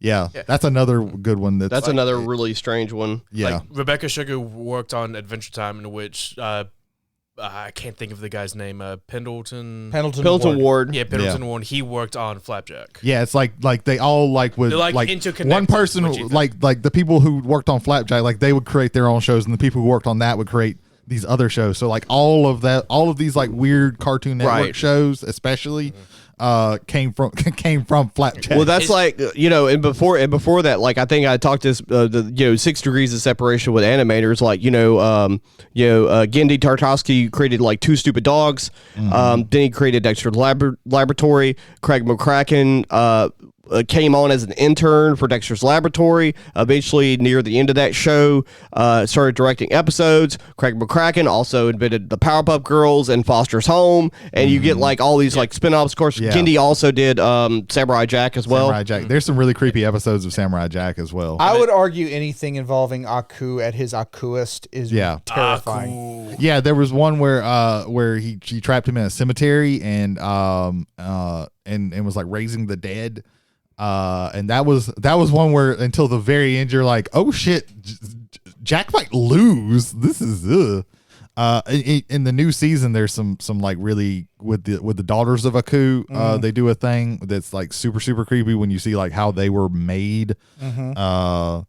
Like basically Aku impregnated this chick and then she had all these daughters who were part Aku, and it was like ugh. All of that was like really creepy.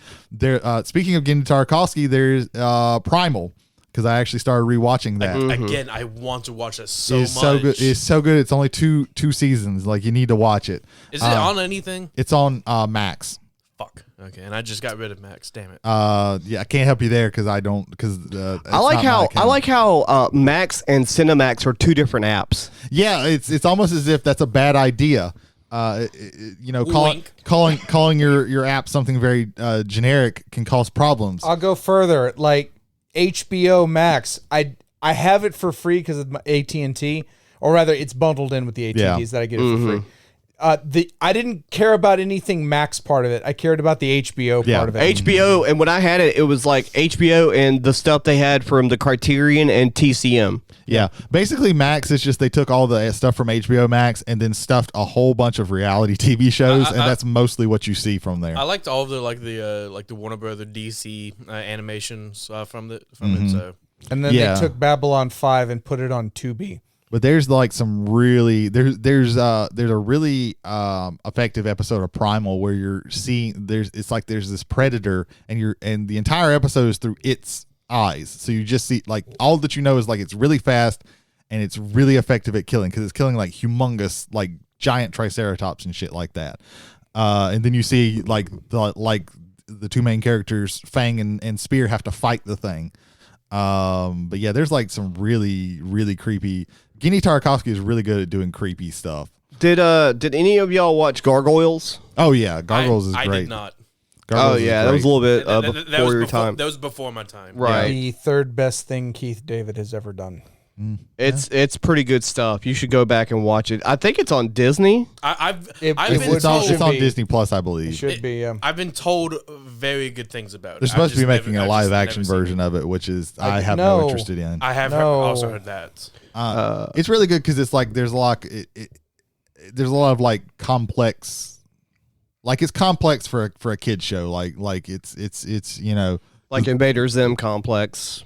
Yeah, right. I've never watched Invaders Zim. So No. Batman the animated series. Oh, I got you. complex. I got you. I got you. It's more serialized than it's less. It's more like a straight story than. Yeah, I would say like as far as themes and tone, it's in that regard. Yeah, but it's one of those where like the guy who's the main bad guy at first, like starts not becoming a bad. Like he's like he becomes more gray than black and white. I like when they do that. And early voiced on by as Jonathan Frakes, Commander Riker from Star Trek. Oh yeah. I knew that voice was familiar. So and that's something that like as in a kid show is like something that's like, whoa, this is right. You usually don't get that.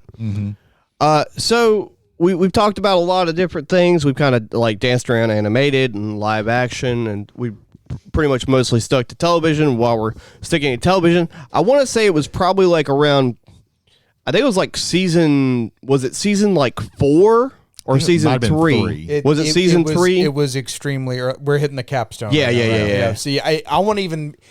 I would not be surprised if it was the second season. It was look it up, Ethan. It was the second or the third season because I remember going through Disney Plus, just watching random episodes. It is the longest. I would like say it's the longest running Halloween special I think of all time. By this point, Second season. Second season. I knew it was second or third. Wow, super early on. October 25th, 1990. Which for the initial statement of what they wanted to do with it's The Simpsons. It's the Treehouse. It's Treehouse. Sorry for burying the lead that long. I was wondering. I was like, I was about to get to it. Yeah, I was going to get into it. As far as the initial mission statement of The Simpsons and how being counterculture and be like, and which it can't be anymore because it's so ingrained in the culture. Right. Yes. So, but that initial, so let's do a Halloween series where we're not just throwing culture out, but we're also throwing our own established shit out. And let's see what we do with that too. Now, did they do that at the beginning? Did they do that every year? I think so. Yeah. Every year. After that first one, yes. Every year. I remember every year being consistently like if it wasn't the first episode of the season, it was close to the first episode of the season because of where it came in the schedule. Yeah, and like growing up, I loved The Simpsons, and the Treehouse of Horrors were always my favorite. Oh yeah, every time that because back in the day, like we didn't have a TV guide or anything like that. Right, there was no guide on the TV. Like I just had to be like, oh, this is a Treehouse of Horror episode. Right. Oh my god, this is great. So like there wasn't. The number of Treehouse of Horror episodes matches with the number of seasons there are. There wasn't any special in season 1, but in season 34 they had 2 Treehouse of Horror episodes. Oh, okay.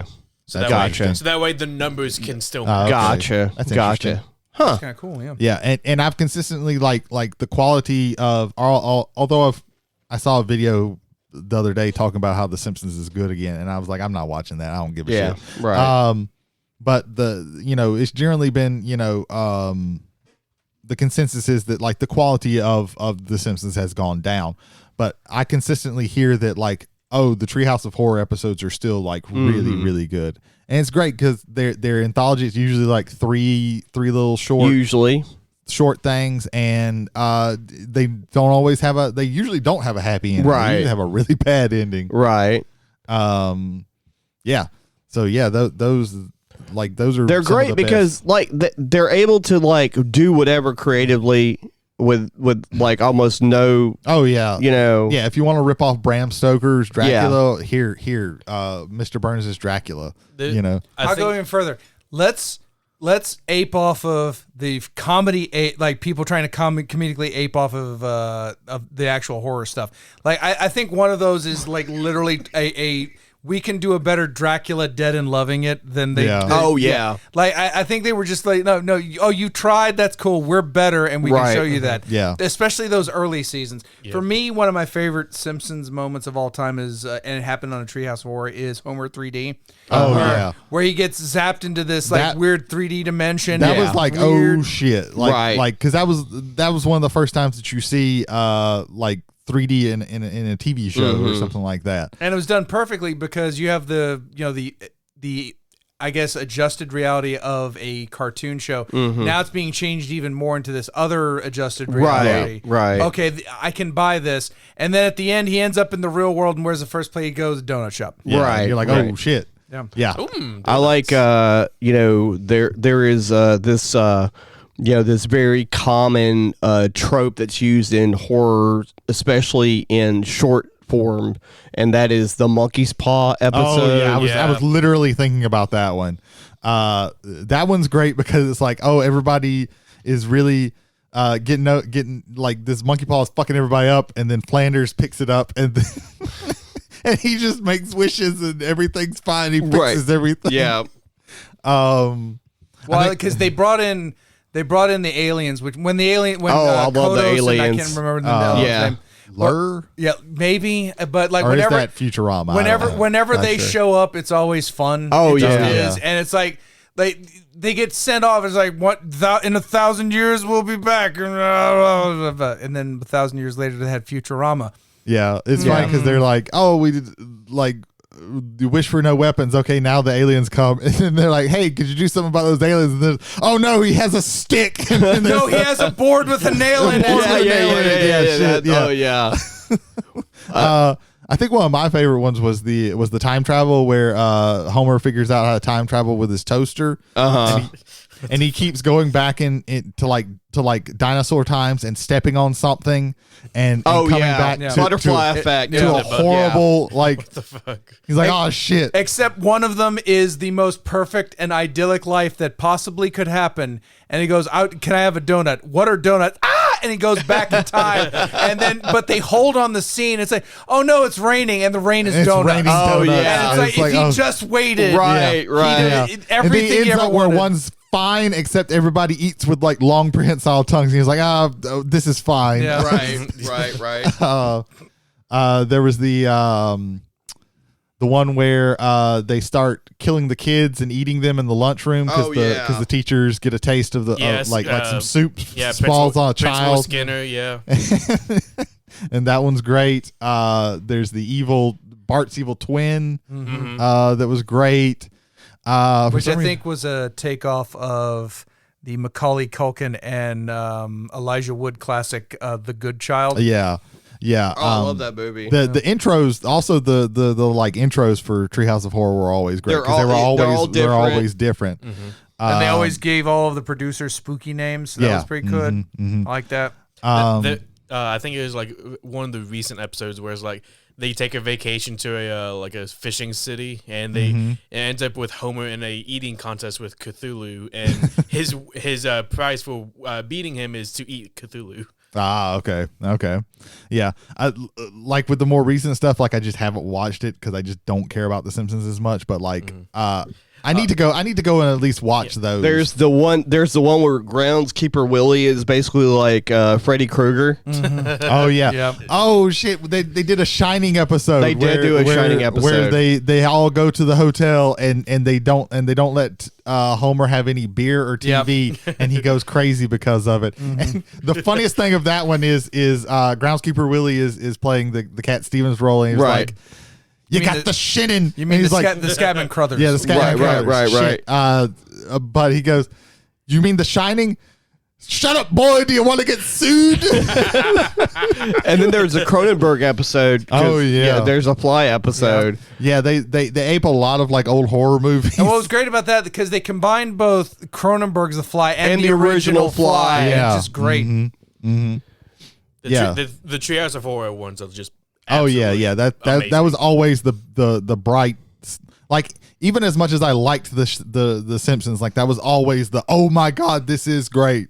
There's also a Mo episode where he's Sweeney Todd. I don't know if you've seen that must be one of the more recent ones. Yeah. I need to at least go back and watch. Yeah, that one's from season 21. Yeah, I stopped watching way before. Yeah. Which is like 15 years ago. Yeah. What the fuck?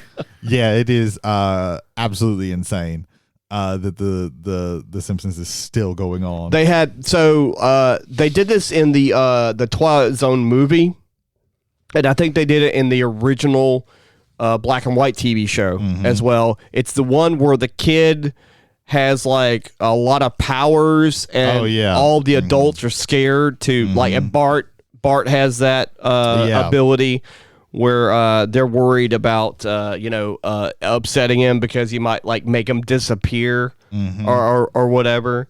Yeah. So there's that. I vaguely remember that one.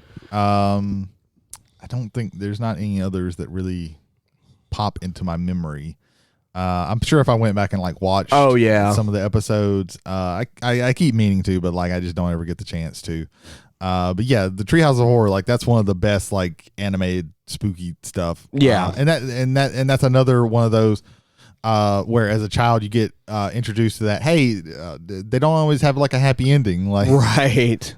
like because we weren't Saturday morning cartoons, so we didn't have to do that shit. Also, it's like it inducts you into like horror themes. Oh yeah, you're like, hey, if you like this, maybe a little bit darker. Yeah. When I watched that Shining ripoff episode, I didn't know what the fuck was going on. Right. But you go back and you're like, oh shit. But even as an adult, like if my parents were watching it with me, they'd be like, oh, I get that reference. This is cool. It was for everybody, basically. There was an episode where Bart and Lisa go to hell, but they still have to go to school. Oh yeah. Was it a yeah, it was a Treehouse episode where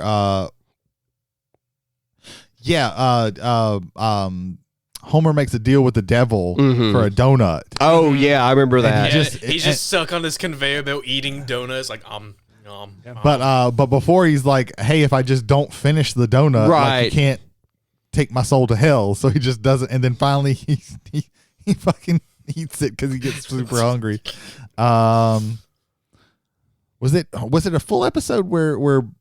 Yeah, that was a full episode where Bart sold his soul to Milhouse, right? I think so. He like wrote Bart's soul on a piece of paper I believe so. Yeah. And then he started like feeling like really weird and out of it. Yeah, I think that was an entire episode. But yeah, Treehouse of Horror was like great. Absolutely great. Still great. Oh yeah. I'm probably going to end up watching some this weekend. If I have free time, I will probably end up doing that. Yeah. Yeah. Going through and just watching all of them. So yeah.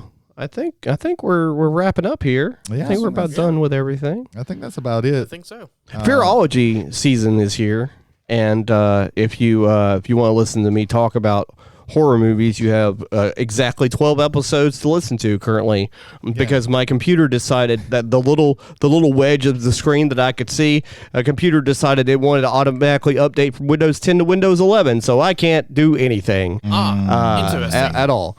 So right now there's 12 episodes. I pour my heart and soul and a couple of hours into explaining different horror movies and TV shows and things of that nature. Check it out. It's on Spotify. Yeah, if you start listening to all of them now, you will be finished 2 days after. Yeah, you are correct. One day after Halloween. I'm sorry. You'll be ready. You'll be ready for All Souls Day. Well, if you start listening to it when we're recording this, so you have to go to the past and take your toaster and go back in time. Yes. What, did you put a fork in the toaster? Yeah, I think so. Yeah, and it made it. Yeah. I think the fork, and then he also got hit by lightning, and it was a compounding it's been a while since of I've watched that ridiculousness. one. Brady, plug a show. Yeah, Whiskey and Wrestling. I'm getting an easy one today. Our friends Jason Holder and Michael Hill have a podcast called Whiskey and Wrestling, where they talk about whiskey and they talk about wrestling. They talk about how good the whiskey is, probably how bad the wrestling is. I don't know. I think everybody didn't love this last episode, but I thought it was fine. AEW Dynamite. I'm sorry for people who weren't in my head and didn't hear the conversation that I had, and then I skipped a word. But yeah, if you like whiskey and talking about that shit, and then you like talking about wrestling, here's some people talk about that. Some informed opinions. Check them out wherever podcasts are manufactured. Yeah. Jay. The Completed Podcast. Chris, I almost forgot Chris's name. Jesus Christ. Chris Vega, Brandon I'm not Scott. the only one who does it. There you go. So Chris Vega, Brandon Scott Tanner, and Brandon Smith. I remember Brandon Smith. There you go. But, You but did. the one I have the most history with, I couldn't remember there. What the hell? But they are Team Metamorph, competitive team in Magic the Gathering, where they're talking about their news, views, and histories in the game, including how to play, where not to play, where not to eat, Outback Steakhouse somewhere in Alabama. And I'm curious to hear the episode where they talk about, because they just got rid of the Judge Academy, or they got rid of their relation, and specifically Wizards of the Coast / Hasbro at this point. Like, whenever we say Blizzard does something wrong, I think we need to say Activision, because Activision is the public. Wizard does something. Yeah. So Hasbro has pulled their relationship with the Judge Academy, and I won't say I'm interested, but I'm very depressed as to how they're going to go about, how are you going to run tournaments? They're going to have to actually pay people to run tournaments. They did not pull that. Yeah. So that they could pay money to people. Right. That is my answer to that. Yeah. So I'm very curious to see, and I'm very curious to see what the boys from Metamorph think about that. So I'm definitely looking forward to that episode, hopefully coming up here soon. But yes, that is the Completed Podcast, available on at least Spotify, and I believe a few other outlets as well. I have to get with Chris to see which ones he's on. That being said, if you are listening to this before October 28th, 2023, we are having the BST for BST, the brain surgery tournament for Brandon Scott Tanner. Again, Brandon Scott Tanner, a member of the Completed Podcast and Team Metamorph, a local Magic player, is suffering now from stage 3 brain cancer, and we're doing what we can to get his medical bills paid. So we're having one of the craziest tournament setups I've ever seen in my life. It is a modern Unleashed style, which means there is no ban list. $30 will get you entry in the tournament. If you have any proxies, you can have an entirely proxy deck. It's $1 per proxy on top of your $30 to get in. Please make sure that the proxies are in full color. They are not just black and white, so that we do not get confused over there. Also, if you want to get a little cheating going on for a good cause, for $1 in your match, you may draw one card at instant speed. Do you have $100? Draw your whole deck. Cheat and put 40 cards back in, and then draw 40. 60 cards. Pay $100. 60 cards. Draw 60 cards, right. Cheat and put 40 back in, okay. And then you will get literally. Thank you for. I have had a bit stepped on. Thank God somebody did it. It was me. There we go. Pay $100. Draw 100 cards. Lose the game. There you go. Draw 40 of your opponent's cards. If we're gonna do that, do it anyway. If we're gonna cheat in Magic, might as well cheat the correct way. Yeah, cheat the correct way. Play your opponent's deck. Yes, by paying things. There we go. But we'll also have various. I was about to say treaties. I've been playing a lot of Masters of Orion, and I have a treaty now. We shall take votes on what things to be declared. Yeah, there we go. There you go. Do we believe this august council of aliens that Ethan should dress up as a dolphin for his wedding? I believe yes we do. Yes, we do. Say nay, please. No, there we go. But no, we have a bunch of raffles for Magic cards and various sundry other things that will also be going on. If you'd like to donate directly to Brandon on the Facebook page for MacNarb Gaming, we have a Venmo link set up and ready to go. Afterwards, we're going to have MacNarbs After Dark, our annual holiday tradition. We have a costume contest. I believe it is $5. If you don't enter into the tournament, it is a $5 entry fee to get in at MacNarb After Dark for Halloween. Maybe some Blood on the Clock Tower gets played. Maybe some other spooky games that we're going to be playing throughout the night. Maybe karaoke happens. We never know. Yeah, we don't know. Call Neil. We're going to find out there if we have figure that karaoke shit or out. not. Yeah. So yeah, but that's pretty much. Have I missed anything? I think that's it for that. Get cucked. Kevin My shirt is too bright for my profile picture, Shelton, and Jared Hubbard have a show called Silence Your Cell Phones, where they talk What do about they do? movies and streaming and wow. all those things. Fantastic. And I watched a movie on Tubi I want them to watch called Rolling Thunder. No, it was not the basis for the video game that came out in the 80s. It is another... these boys just came back from Vietnam movie that came out in 77, the same year as The Deer Hunter. It's not quite as depressing, but pretty depressing. So you should watch that movie and listen to That sounds Silence like a Your hoot. Cell Phones. And they're on all the platforms. Where can they play games at, Ethan? At MacNarb Gaming in Goshen, Mississippi. They got puzzles and shit, the classic. They've got cards, not Lorcana, but no one else does, so why even bother? They've got Lorcana card boxes so that you can store your deck.